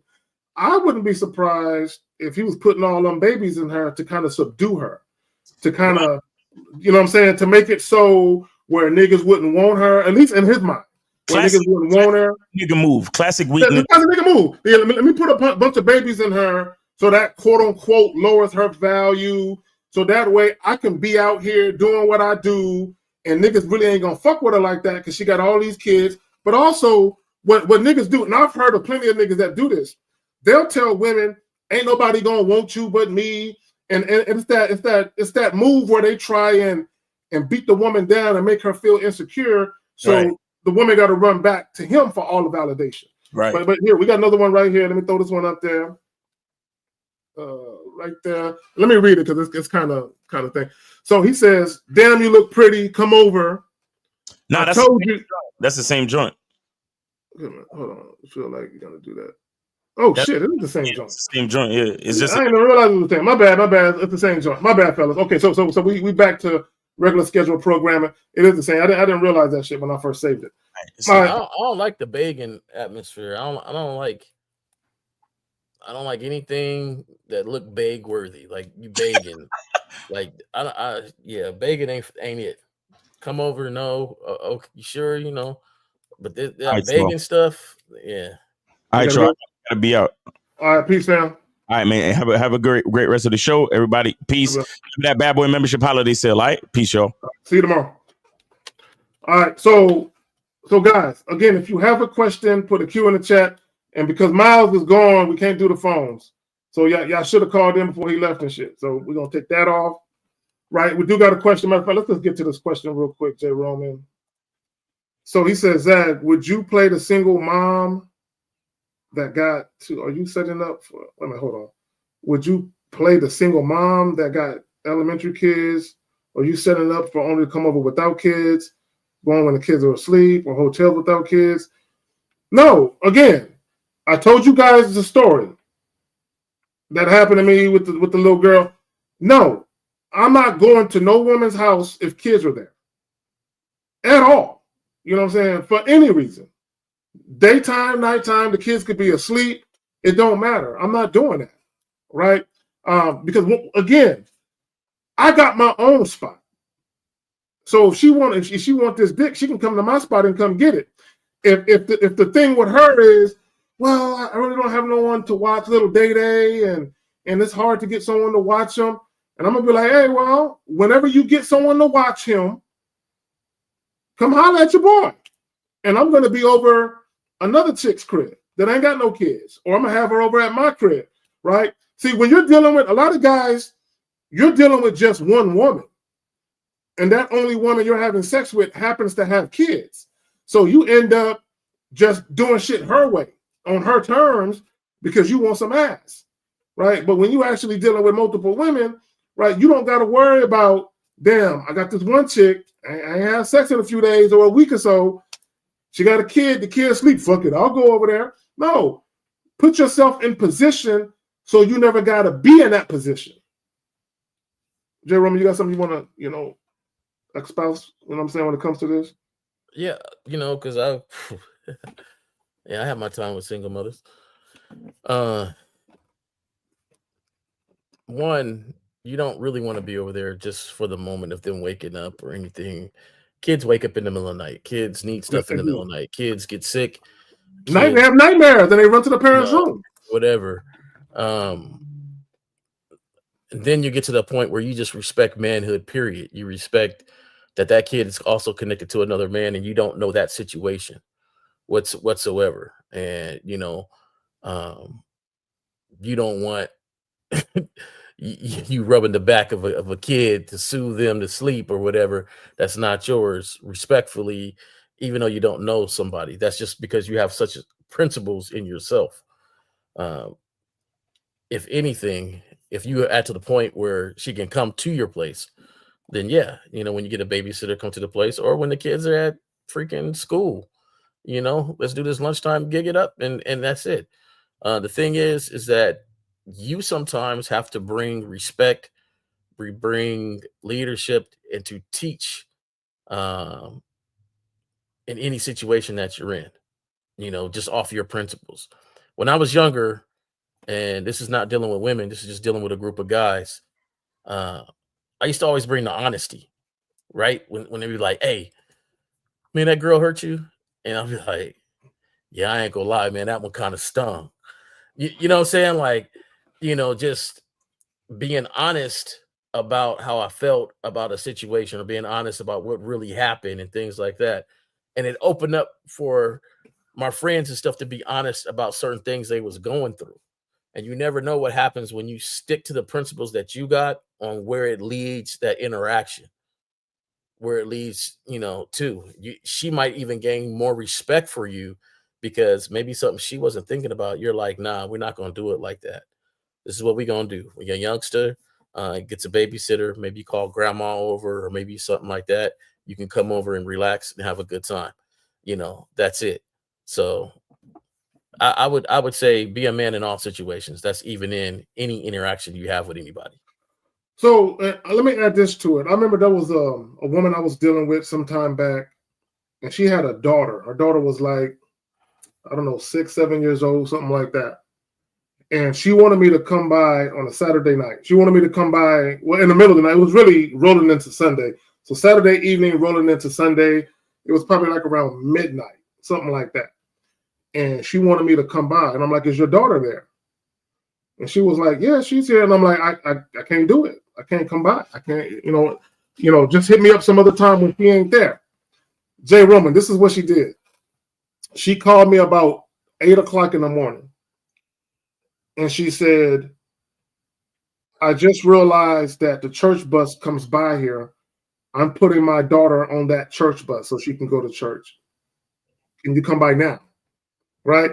So, and that's something that she never did before, but she saw an opportunity to have her daughter out of the house. So I said all that to say this.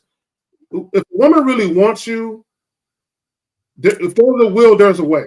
She'll make it happen. So my thing was, I'm not having sex with you with your child there.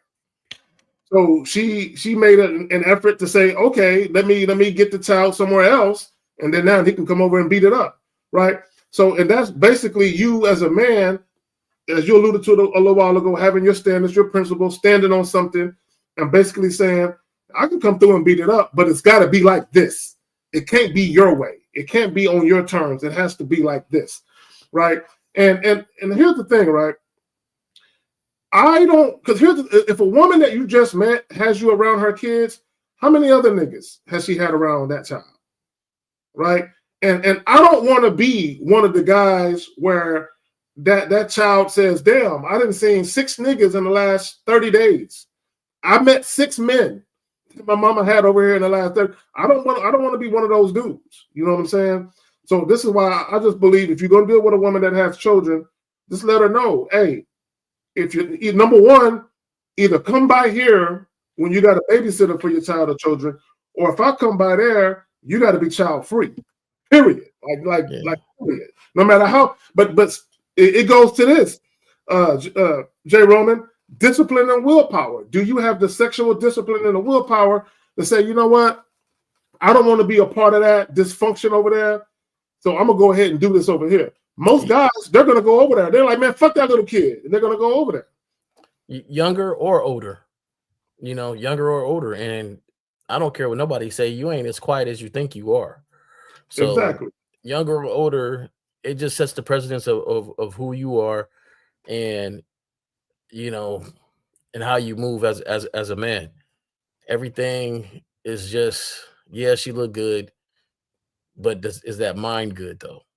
Because you're over there. There's stories.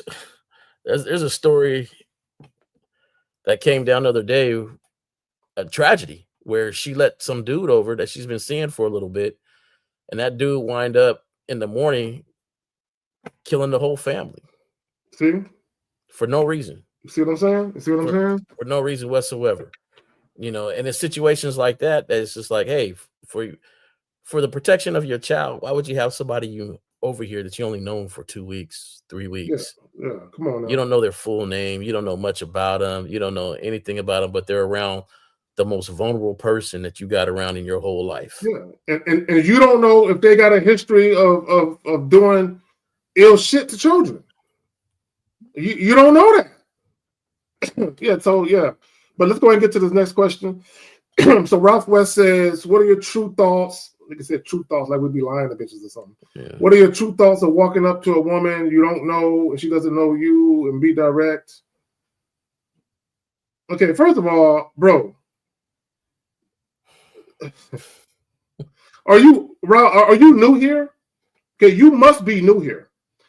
We have never told guys to walk up to a woman, hi, my name is such and such. You want to fuck? We've never told you guys to say that. But here's the thing. I want you guys to understand something, right? And Ralph West, I know you've never had a one-night stand in your life. You've never had sex with a woman you just met and you talked for 5, 10, 15, 20 minutes and you had sex that same night. I know you've never experienced that, right? And this is why you would ask such a question. Here's the reality of it. Guys who have had sex the very first night or day that they met a woman, at some point, sexual talk has to occur, right? So no one is telling you to run up on a woman and immediately say that, right? But I've had situations where I've talked to a woman. The first time I had a threesome, I was having a conversation with 2 chicks in a nightclub. We had a conversation for literally 5 minutes or less. And I say 5 minutes because I don't remember exactly the time, but it was less than 5 minutes, but I like to round it up. I literally had a conversation with these 2 women for less than 5 minutes. I never said the word sex. I never said the word fuck. But these 2 women that I just met left with me, went back to my apartment, and we had a threesome. So when you actually gamed up and you actually understand how to read the room, and when you're having a conversation with women or a woman who is feeling you sexually and you feeling her, what's understood doesn't need to be explained. All you got to do is tell her, let's get up out of here and finish this shit at my spot. Right? So can you get into a sexual conversation quickly? Yes. But nobody in their right mind is tapping a woman on her shoulder. Hey, my name is Carrie. I think you're cute. You want to fuck? No. Nobody with any sense is doing it like that. Jay Roman, you got something you want to add to this, film?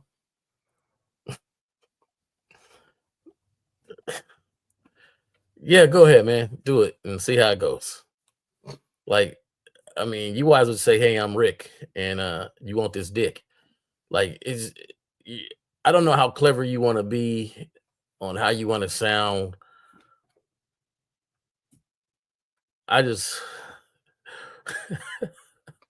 hey, I find you very attractive, and I would love to fuck you really good. Go ahead. If it works, then you say, hey, you guys are wrong, and it worked. If it doesn't work, try again on the next one. Then, you know, my thing is, if you don't understand the essence of reading a room and knowing how to whisper, knowing how to say certain things, sexual innuendos, maybe you're the type of person that come out and you get more by just saying that the way you're saying it. More power to you. But for me, that's not my style. I don't say it like that. I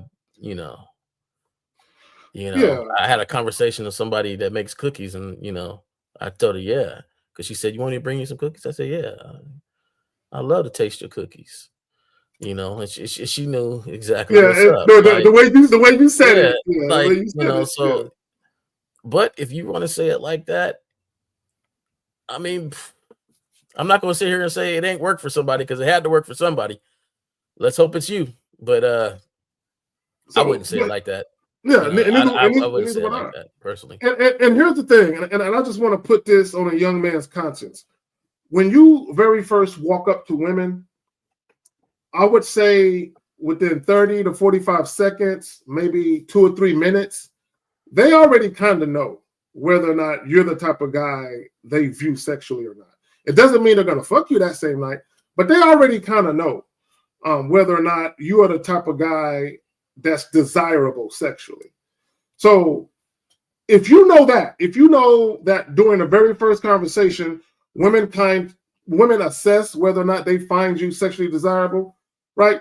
You got to at least start a conversation. You walking up to a woman and saying that's not a conversation, right? You at least got to see how receptive the woman is into actually talking to you. You got to see that first, right? So if you know anything about reading the room, reading women, paying attention to just how a woman is conducting herself when she's in your physical presence, you know better than to just tap a woman on the shoulder and say that shit. Like I mean, if you like Jay Roman said, go ahead and do that. Just and report back to us and tell us what happened. So let's go ahead and go to the next joint. So he says, do you apply game of charm? Okay, first of all, let me say this. Game has nothing to do with women at all. Now, if you are a gamed up individual, can that assist you in your dealings with women? Yes. But just overall, game has nothing to do with women. Now, so he says, do you apply the game of charm and flirt with the woman you met that's given great medium interest, or should that be dismissed because it's needing too much effort? Okay, so you definitely listen to Lucario. Shout out to Lucario because he talks about high, medium, and low interest. First of all, when I meet a woman, as soon as I say, hi, my name is, what's your name? I'm flirting right away. Okay, I'm not preoccupied to what interest she's showing because I'm introducing myself to her at the time, right? So I don't know yet, but I flirt now, right away. I flirt now. The problem with a lot of you guys, y'all have these friendly, very platonic conversations with women, asking them a bunch of goofy questions. Where are you from? Do you come here often? You know, all this goofy shit. I flirt right away. See, here's the thing. I want guys to understand something. I want guys to think about this. If women know within the first several seconds to a short couple of minutes whether or not they view you as someone that they find sexually desirable, when you go in and you flirt immediately, right? And flirtation or being flirtatious is a sexual behavior. Once you start flirting, that woman is going to reveal her private thoughts to you, right? She's going to reveal to you whether or not she views you sexually based on how you're flirting. So you're going to know whether or not you can kick it up a notch or whether or not you need to abort and leave the conversation alone. The problem is the average guy, you guys are too afraid to just let women know where your mind is at. And that's what it really boils down to. Jay Roman, you got it, fam. I'm charming and flirtatious every day. So that's just my default setting. So, and that's what women with no interest in me, you know, my quick conversations. Hey, how you doing? Good. Okay. Hey, good hair day. Walk on, you know, no interest either way. So that's just my default setting. As far as great medium interests, I don't travel where there's no interest. I don't know. The way it's almost about the woman and what you're doing here. And so you said this is Lucario's medium interest or interest or low interest? High interest, medium interest, low interest. Yeah, that's the way he breaks it down. I think maybe, you know, this question might be better directed toward him because you know these terms right here that he uses them in a specific way. So and you know that might be the person to actually get the best explanation as far as that. And let me add this, because this is the mistake that a lot of guys make. Just because you are a charming, witty guy, that doesn't mean women are going to want to fuck you because you're charming. It doesn't, guys. Let me break this down to y'all a little bit more. When you very first meet a woman, when you approach a woman for the first time, most women aren't going to make it obvious that they view you and sex in the same sentence, right? Some women will, most women won't. So you being flirtatious with a woman, all you're doing is getting her to reveal her thoughts to you. That's all you're doing. You're not trying to convince her to view you a certain way, right? She's already going to make an assessment of how she's ultimately going to perceive you in that moment. All you're doing is getting her to reveal her private thoughts. You're not getting her to want to have sex with you when before she didn't. That's not the plan. The plan isn't to try and convince women to fuck you. The plan is you start a conversation with a woman, right? If you are a charming guy who's very flirtatious, you got a little mouthpiece on you, you holler at the babe. Depending on what you're saying to her, she's going to respond in such a way where you know right away whether or not she views you sexually or not. It's not about trying to get her to view you sexually if she doesn't. It's about getting her to reveal her private thoughts. So now you can know whether or not you can proceed your interaction with her or whether or not you need to leave her alone. It's that simple. See, guys think, oh, let me walk up on a woman who doesn't view me sexually, who don't even look at me that way. Let me say some fly shit to her, and all of a sudden she gonna want me. It don't work that way. And I also think that a lot of people are so result driven that their only attempt when talking to a woman is to get a certain result, to see that. And I grew up in the era where we call warming up the mouthpiece. So we used to go out, and I don't care if we went to buy some gum. We like, hey, how you doing? You know, we talking to Barb, the truck driver at the gas station. Hey, how's it going out there? I see you driving that truck. You know, it was just to be comfortable and to stay comfortable with talking to people and individuals. So it's not result driven. And when you're most comfortable just talking to anybody, stuff flows off. And naturally, it's naturally. So when it's time to really talk to somebody, you can talk to them. You're not trying to think of lines. You're not trying to think of clever stuff. You're just having a conversation, and then you can drop in the windows, and boom, there you go. So everything doesn't have to be result driven. So when you say you're charming and flirtatious, hey, that's what people coming through. Hey, how you doing? How you doing? Oh, okay. You know, some of you guys won't talk to somebody you're not even attracted to. Like they'll be sitting there, hey, how you doing? I'm cool. I'm cool. You know, you might turn your thing. I don't want her talking to me.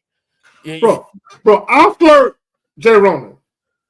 It's my natural inclination. It's my disposition. I flirt all the time, even with women I'm not trying to fuck. Right? Yeah. But now I want guys to understand that being flirty or being flirtatious, it's not always sexual. You can playfully flirt.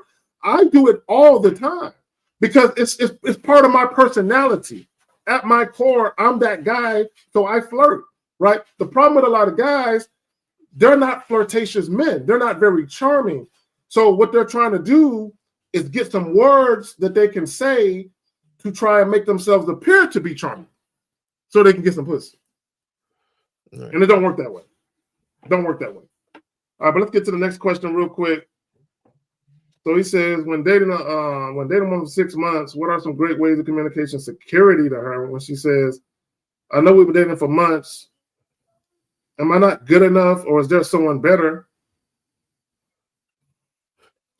Guys. I love that question. Okay, I'm going to let you answer it first. Go ahead, Phil. So dating, to me, when somebody says dating, that means that's exclusive already. To me, because if not, we just seeing each other, we just having a good time. So if she's coming out with this question, she's asking you if she's not good enough to be your girlfriend or whatever she wants the relationship to go. I think it's a perfect time, you know, to have the state of address, to make your statements on what you expect, who you are, not for the relationship, just to qualify to be even looked upon for the relationship. You know, for me, in questions like that, I'm like, oh, I didn't even know you wanted to go there like that. You know, that's something I have to think about that. You know, you got to think about where you're at and what you want. Now, if you know it's somebody that you want, then you can make your statements from there. A lot of times I would say something for me personally is that I require a lot, and I just didn't want to put that burden on you just yet. Personally, for me. So, you know, I require a lot. I didn't want to put that burden on you. We're having a little fun right here, you know, but you need to know yourself and what you want before you answer this question, because she's going to play off of that either way. So. I've never had a woman speak like this to me. I've had women who wanted to date me exclusively, but how they came to me was from a very humbled position on some shit like, hey, I just want to let you know I've enjoyed my time. I've enjoyed my time with you, and I don't know where your head is at, Carrie, but I'm really feeling you. To be honest with you, I think I'm falling for you. And, have you ever given any thought to, us being together? I've had women approach me like that. I never had a woman come up to me on some, am I not good enough? Is there someone better? Because that's some insecure shit, right? I don't like dealing with insecure bitches, right? But let's say for the sake of argument, a woman approaches you like this. Chances are you failed to establish the boundaries and set the tone for what type of relationship you actually have for her to approach you in that manner. Or is there someone better? Like I've never had a woman come, and it's not to say they weren't insecure about me liking someone else more. I just never had a woman present it to me in such a low self-esteem way. That's how I would take it. I've had him present it like this, and I had him present it like you were saying.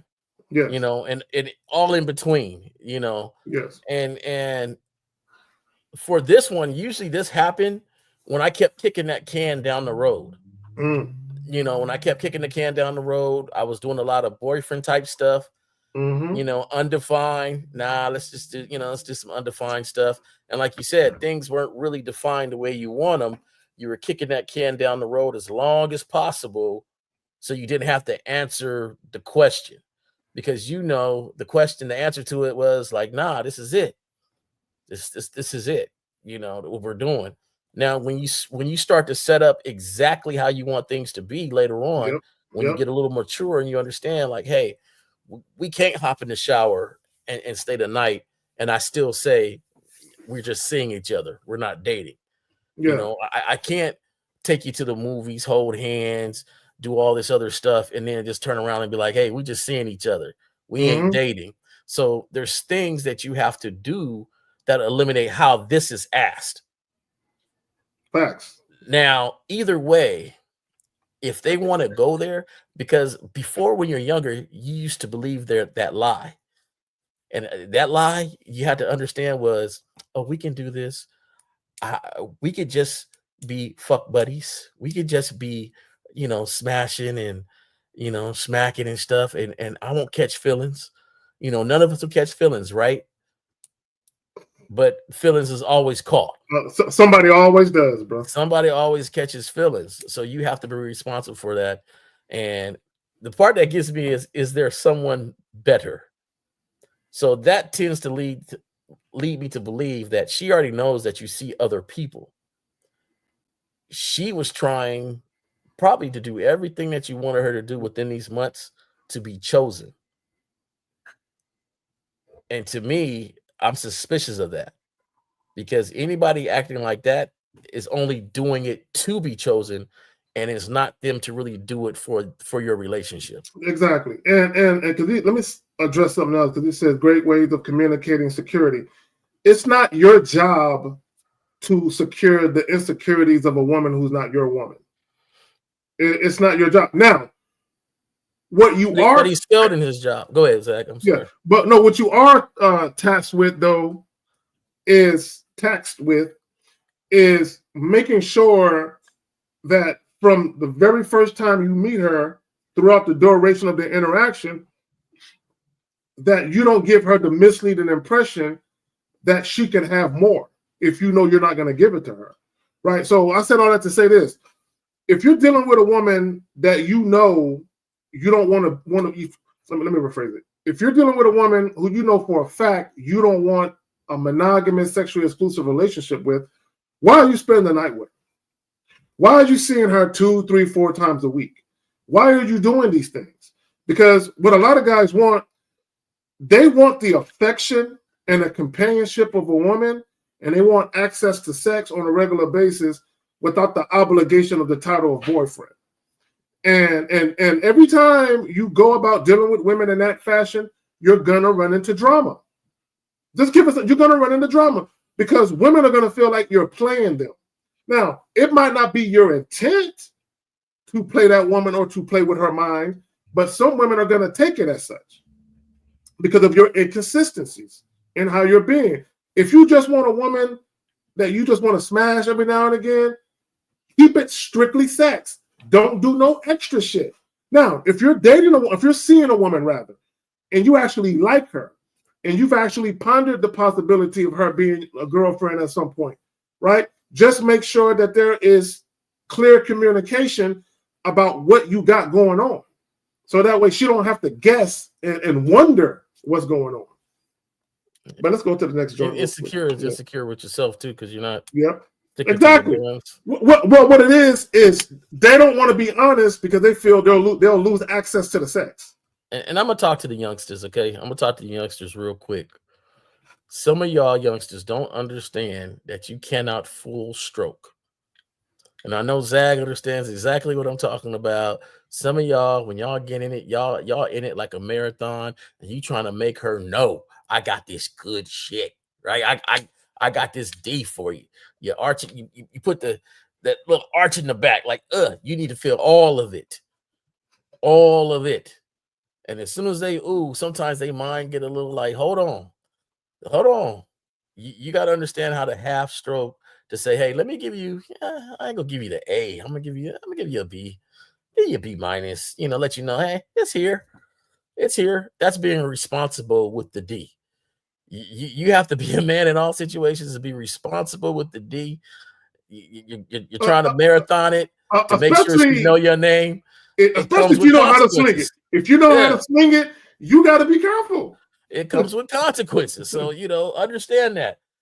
Yeah. And for those who understand what I know, I mean, you guys know. You guys know. So Kevin Moore says, any tips on conveying a message in person to a woman who has heard from hating men or women that you're a known player or womanizer?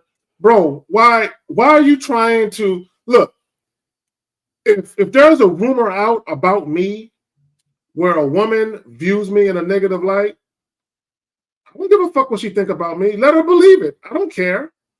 Like y'all be caring what people. Let me tell y'all something, and I mean this. I'm so sincere when I say this. I don't care what people think about me, right? All I can do is be as authentic, genuine, and sincere as possible about how I go about living my life and talking to y'all on the internet. Beyond that, whatever perception you have of me, negative or positive, it's not my business. I don't care. It's not that serious. Why do y'all care what these fucking women think? Why do you care? Go ahead, Phil. Any tips on conveying a message in person to a woman who has heard from hating men or women that you're a known player or womanizer? I like to tend to that saying, even bad publicity is publicity. So you'll have women who want to mess with you just because they heard something like that. And if she doesn't want to message you because she heard something like that, then that's good for you. Save yourself some headaches. That means she listens to a lot of people.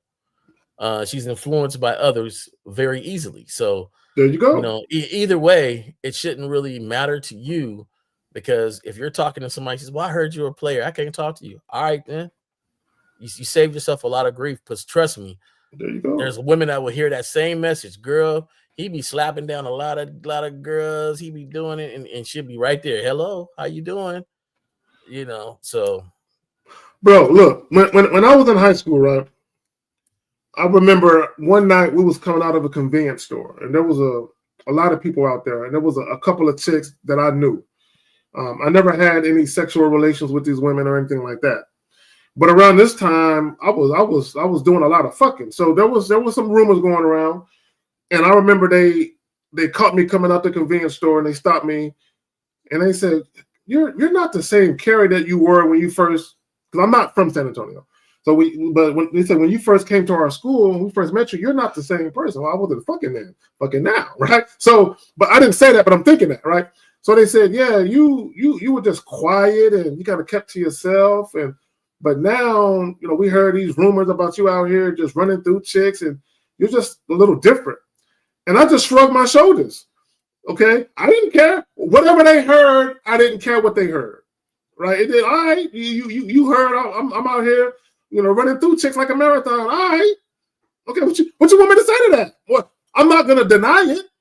I'm not gonna say no, girl. No, I am the same Carrie. All right.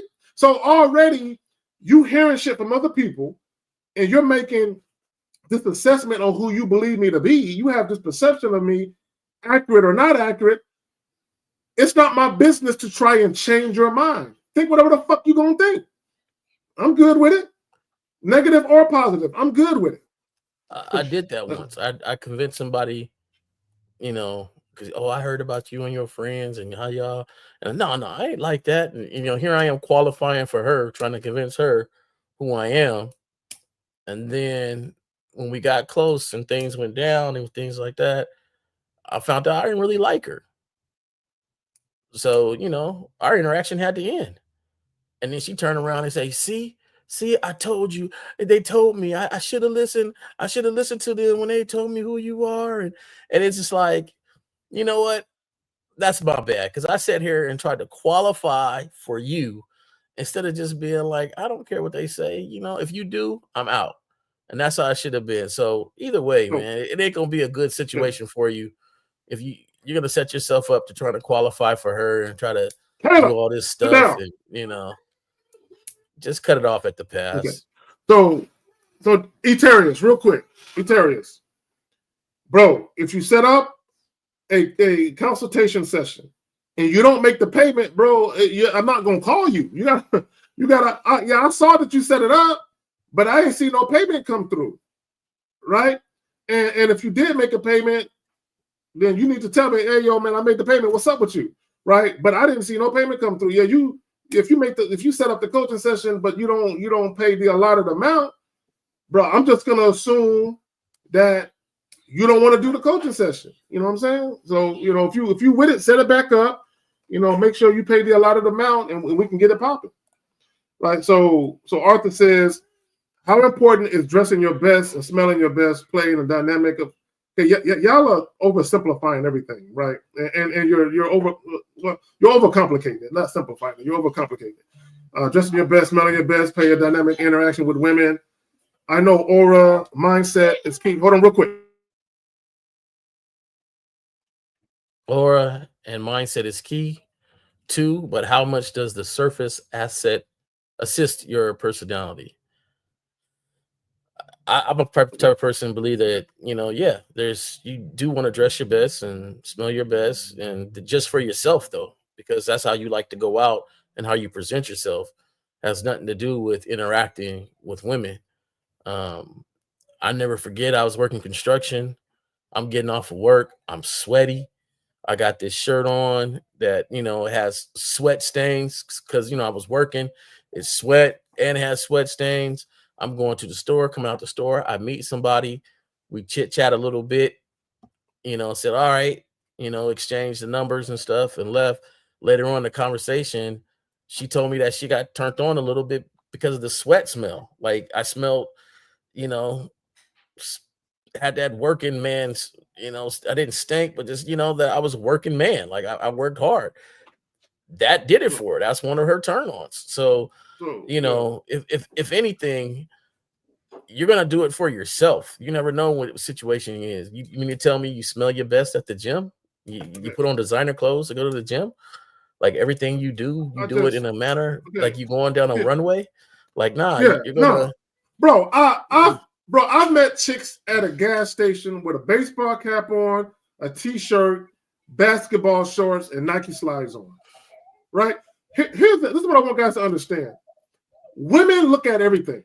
Women check out everything. Your face, your hair, your facial hair, your eyes, your lips, your teeth, your nails, whether or not you're an ashy nigga or not. You know what I'm saying? Whether or not you a wrinkled nigga with holes in your clothes, or do you know how to throw shit together? Women look at men from head to toe. They look at everything. Period. They look at everything. This isn't, I don't know why this is surprising, right? They look at every single thing. So my thing is, if you're going out on the town, Like if you go into a nice little rooftop bar, a party, a lounge, or anything like that, yeah, you should want to look your best and smell good. But if you're going to the grocery store, I mean, are you going to throw in a fucking tuxedo to go to the grocery store, right? If you're going to wash your car, right? And I met women at car washes too. Okay? I'm dressed like I'm about to get dirty. Now I'm matching. Even my bummy clothes match, right? But I'm dressed like I'm about to go wash my shit, right? And I've met women, spraying down the car and we talking, right? And here I am looking like a nigga that's doing a chore, right? So, but women still look at everything. But you shouldn't be sitting there like, man, I'm at the gym.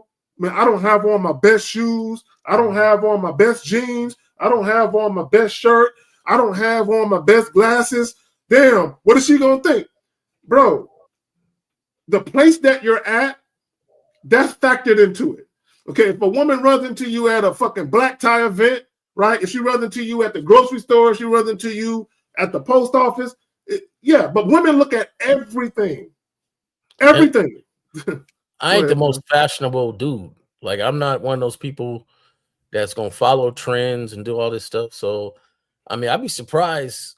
I'm out with my sweats, a tattered t-shirt, some old t-shirt that I like, running around doing stuff. And I done met people who's like, hey, how you doing? Like, I'm doing cool. And, I'm on the run. How you doing?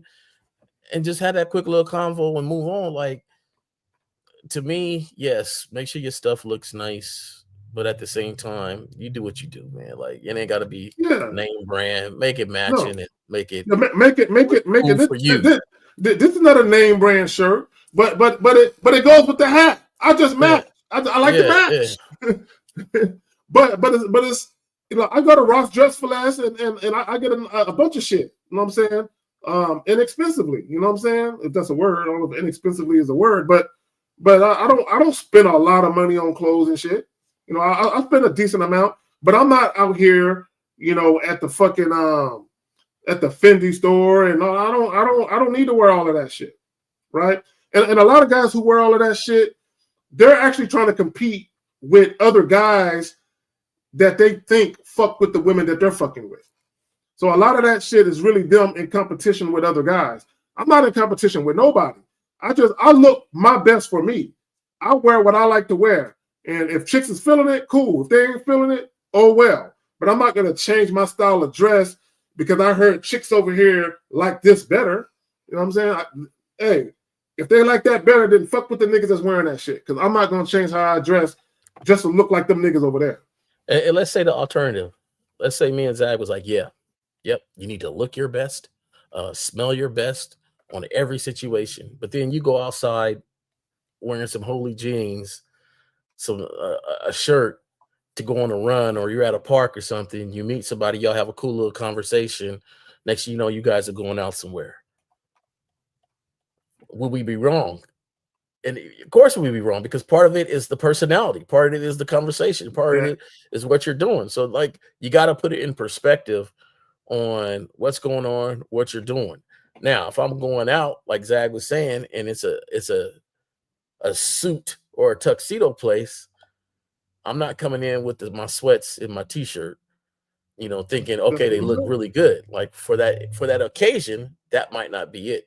But I'm going to dress proper for the occasion for myself. I ain't dressing proper for the occasion for somebody else. Yeah. When they say, okay, I'll be checking you all the time, especially when you wear, I see, you can make me wear white tomorrow just for you. But anyway, but women, look, guys, you should just want to look your best simply because you got pride in yourself. Like, you know what I'm saying? Like, you just got, as a man, you wake up, you brush your teeth, you wash your face, you throw on something that matches. I don't care if you shop at Walmart or Target, which I can't shop at no Walmart, like not for clothes, but some people do, right? As just make sure your shit, is in good repair and all of that. Women aren't checking for tags. Women aren't lifting up the back of your shirt. What name brand is that shit, nigga? Because if it ain't Fendi or Gucci or Louis, I can't fuck with it, right? Women, and let me just say this, all of this shit y'all see on the internet where guys with the big old gaudy jewelry on and they got the the emblems, they got the Fendi emblems all in their shit. Like, let them niggas do them. Don't try and copy that shit. Right. I remember, bro, I was at this restaurant in Austin, and this guy had on, I don't know if it was a knockoff or if it was real, but he had on, I believe it was a Louis Vuitton. He had on the matching jacket.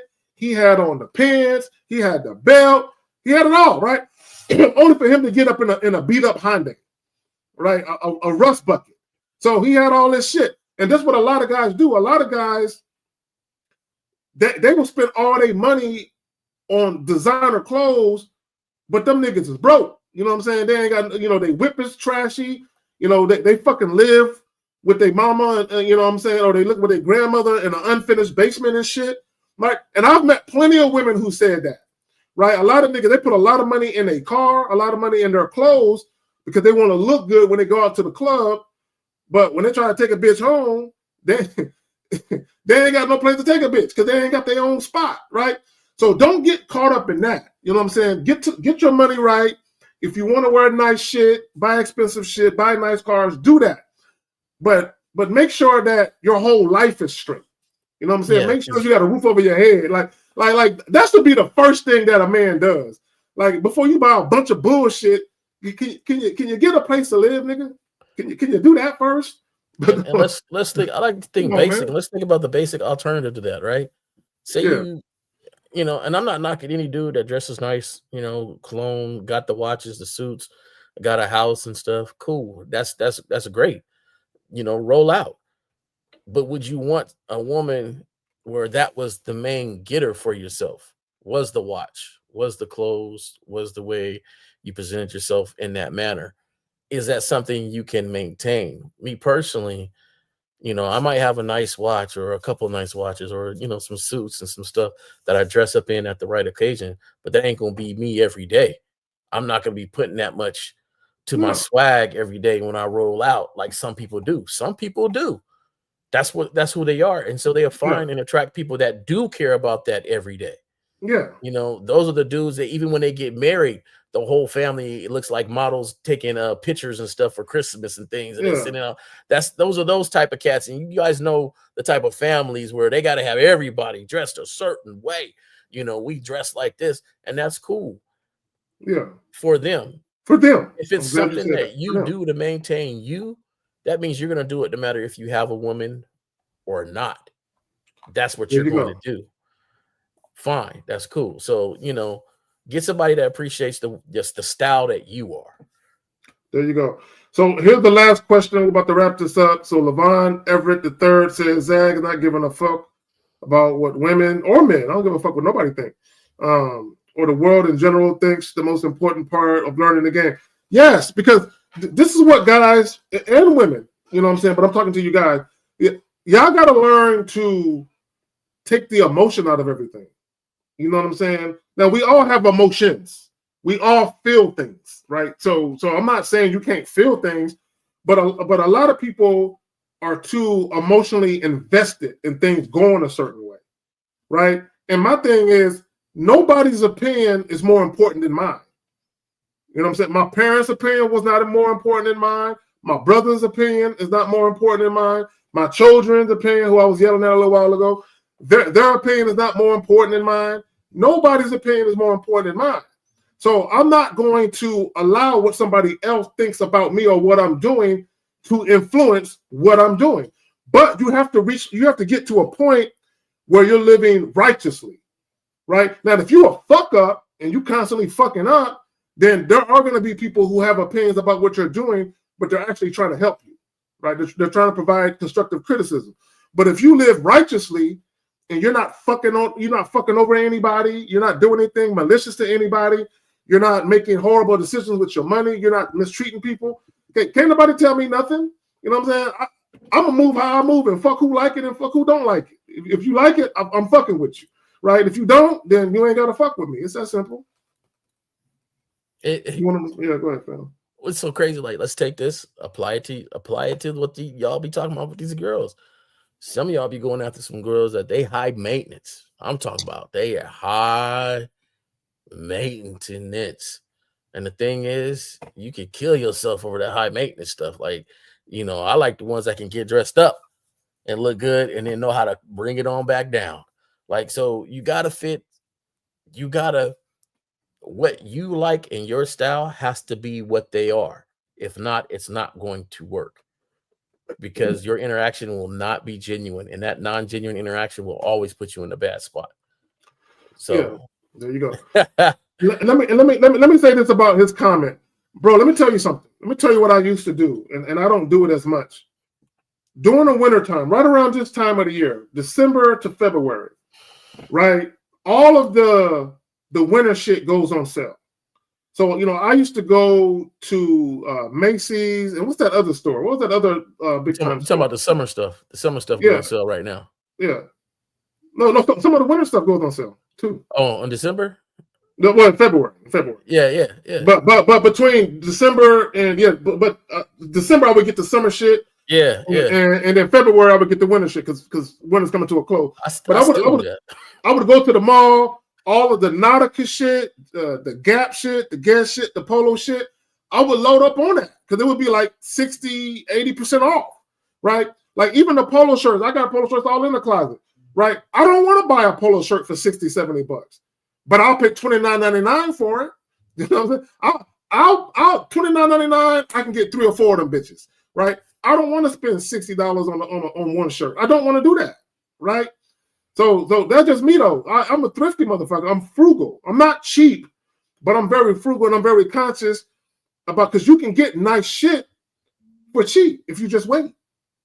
I ain't got to get it now. I can wait. I can wait a couple more months. You know what I mean? And I'm in Texas, so when the summer shit go on sale in December, nigga, it's the sun is shining. It's 80 degrees outside right now, so I can still wear that shit. But anyway, man, so y'all don't even want to know. One day when we get on here with 50, we can bounce some stories. Y'all don't even want to know how frugal Jay Roman is. Like, I didn't took dates out on a coupon, like, and slapped it down like it was cash. Groupon, the app Groupon, whatever. That's my thing is, if you don't appreciate that, if you turn your head up on that for me, you ain't for me, right? You got to be the type of person to appreciate my frugalness. You got to be the type of person to understand, like, okay, this dude knows how to preserve and save his money. Now, when I go on vacations, though, and I'm gonna have to say you too, Zach, because when we go on vacations, I don't think there is a meal that we ate that was cheaper than $500, $600, or things we did when anybody was ever worrying about the price of it. We was like, hey, let's do it. We were throwing. It was because every time we sat down, it was $400 or $500 or $600. It was probably more than that. Yeah, it was. Yeah, we were spending money. A couple times it was, and then places we went to do or whatever, there was no like, oh, hey man, I gotta frugally think of. So you pick and choose, but the thing is, it's for your budget, for what you got going on, for what you need to happen in your life. And if the person that you are with cannot appreciate that, then that's not the person you need to be with. There you go. So Big Rob said, and this is absolutely the last question that we answer, and we got to be out. He says, this may sound rhetorical, but when you're having sex with a woman and she's giving orders of go faster or pull my hair, are you choking? She's choking you? Oh, I don't let women do that. But anyway, I don't let nobody choke. Yeah, you can't choke me. Yeah, but anyway, I do the choking here. But if you were to follow it, is that fine for sex or don't? Okay, so this is how I'll answer your question. In every aspect of my life, I have a domineering personality. The bedroom is no different. I'm dominating every time. So if a woman wants to say, number one, she ain't got to say pull my hair. I'm already doing that. Yeah. She ain't got to say choke me. I'm already doing that. Go faster. I don't know too many women that's gonna ask a nigga. I don't want to talk too much shit. Right, but no, I don't really have to be asked that. You know what I'm saying? So I got a regiment that works pretty well for me. I never really had a woman. I don't get too many instructions. Yeah. When I was younger, before I learned how to properly choke one, because there's two different styles of choking a woman. I hope you guys know that. There's actually choking the windpipe and then choking the blood, so they get the feeling of dizziness and stuff like that during their pleasure, and when you learn how to properly do that. But before, I had an instruction or two, but I just had to get comfortable with doing that, putting that in the repertoire. I've had women tell me not so deep. Like hold on, guy. I like the little guard hand you got to knock away. The guard hand. I've had that. But I don't understand the question. If you were to follow that, is that fine for sex or don't? I personally believe, like, hey, we both in here to try to get some pleasure out of it. Yeah. If this is how you like it, I'm gonna try to give it to you like that. Yeah, exactly. But at the same time, we're in here both to be pleasure, not just a one-sided pleasureness. So exactly. So part of great sex and good sexual chemistry is communication. Yeah. So if a woman is telling you, slap that ass or put my, then if you don't mind doing it, then do it. But if it's something you don't like to do, I wouldn't recommend doing it. But if it's something you ain't got no problem with, handle your business. My first person wanted to choke me was not, she was a lily. You know what I'm saying? She was like, I got. I was like, hold on, hold on. You ain't setting me up. Like, hold on. Yeah. Hey, you can't tie me up. You can't handcuff me to nothing. You know what I'm saying? And you ain't nobody choking a nigga. No, we ain't doing that. Hold on. I'll do all that shit to the woman, but no, we ain't nobody. Look, Roman. There's only 2 times they can take the lead. Is when they slobbing a nigga down and when they on top riding. That's it. Those are the only 2 times where you can kind of have your way. You know what I'm saying? Beyond that, nah. See, I don't mind communication, but it can't be demanding though. Yeah, exactly. Right. It can be communication like, "Ooh, baby, pull my hair," or something. Something. But don't be like, "Hey, pull my hair." I said, "Pull my hair." Like, hold on. I don't like the way you saying that. But the first, I just remember that first. It was like Anglo-Saxon and a white girl talking about, choke her. I'm like, hold on, bros, we don't do that. That sounds like you trying to threaten my whole life. Something happened here. I don't want the law looking at me. You got fingerprints on your neck and stuff, and so but hey, like Zach said, if it's something you're comfortable with, there's nothing wrong with a woman asking you to do something, right? I've had women, but again, like you said, you can't be. Get over here, nigga, and lick this coochie. Like, no, bitch, don't ask me. You can't. It still has to be in a feminine way of saying something. Ooh, stay right there for me. It has to be something where it's like, okay, you get too demanding, like you trying to be bossed out, and you trying to. Don't choke me. I don't like no pain with my pleasure. Nah, baby girl, we don't do cuffs around here. Like, no, ma'am. No, ma'am. No. If I do when it comes to bondage, I'll put you in those apparatuses. He said a woman put her fingers in my mouth. Who said that? Hey, you gotta explain. Was she like? She like this with the fingers? How did she do that? Was she doing the paint? Bro, I can't do that either, bro. I can't do that. She attacking your throat. What was she doing with the fingers in your mouth?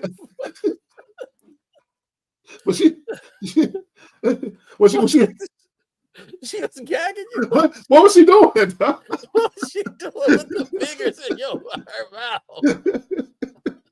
Hell no, bro. She must well throw one of them red balls in your mouth with the strap behind your neck. No, she trying to make you gag. I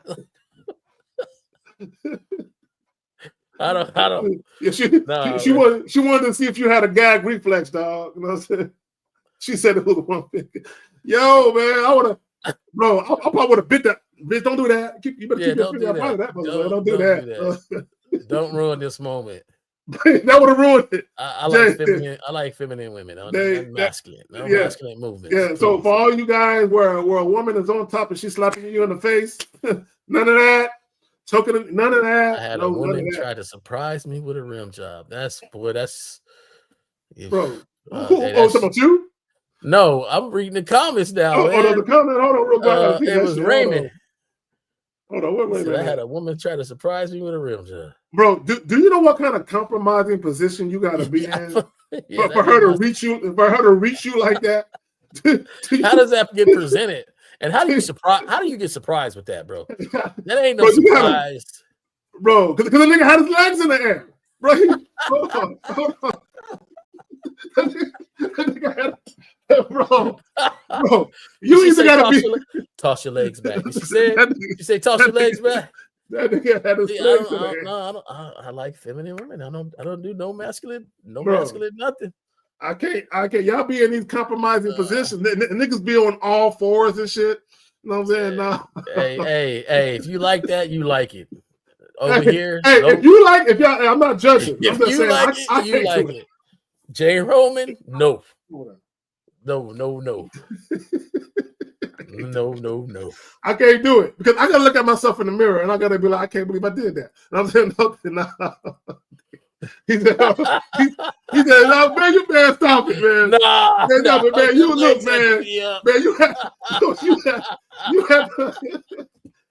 you had your forearms underneath your thighs and shit, nigga.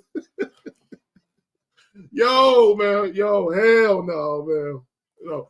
But on that note, each his own, man. Hey, if y'all, do what y'all do. But look, again, for a woman to do that, you gotta have yourself in a very compromising position. I can't do it. On that note, hey, have fun with these women. Enjoy the sex y'all have with these women. If y'all like to be slapped, choked up, and handcuffed, do you? I'm just letting any woman know, Renee and any other woman, you will not get that over here. The only person dominating is me. You know what I'm saying? As it should be. On that note, like, share, and subscribe. Jay Roman, you got any words of wisdom you want to leave with these men and women? My last thoughts here. I'm gonna keep it simple. Fellas, you can cut a lot of pain and grief and a lot of missteps off if you really just set things up from the very beginning, be disciplined, and understand you ain't gonna be every woman's type, for them. You're not gonna be every woman's type. You're just trying to find the one that likes you, that you like, the one that does the stuff that you like, that's in your zone. If they ain't with it, cut it. Just cut it. I know some of y'all feel like, I'm missing out, man. She's so fine. Oh, she's so this, she's so that. So you bend a little more, you bend a little more, you bend a little more. Next thing you know, you done bent all the way. You don't even know who you are anymore. So next, you've been too far. Next, you're getting surprise rim jobs and stuff. So. There you go. Niggas out here touching their toes in the bedroom and shit. You know what I'm saying? But either way, man, I'm just joking on that part. For people who do that, that's what you do. Yeah. But at the same time, fellas, it sounds simple, and it really is. You just have to be disciplined to understand it. Once you know yourself, and you know what you like and don't like, cut it off at the pass. Down the end, it'll save you a lot because you just need somebody for you that rocks with you, period. There you go. Appreciate all y'all rocking through the super chats. Renee P, appreciate you, baby girl. The callers that we had, all of y'all watching, for the ones who chatted and for the ones who didn't, appreciate y'all. Tomorrow, 11 o'clock Central Standard Time, 12 o'clock Eastern, the Real Game on Theory podcast. Come through and fuck with us. Peace.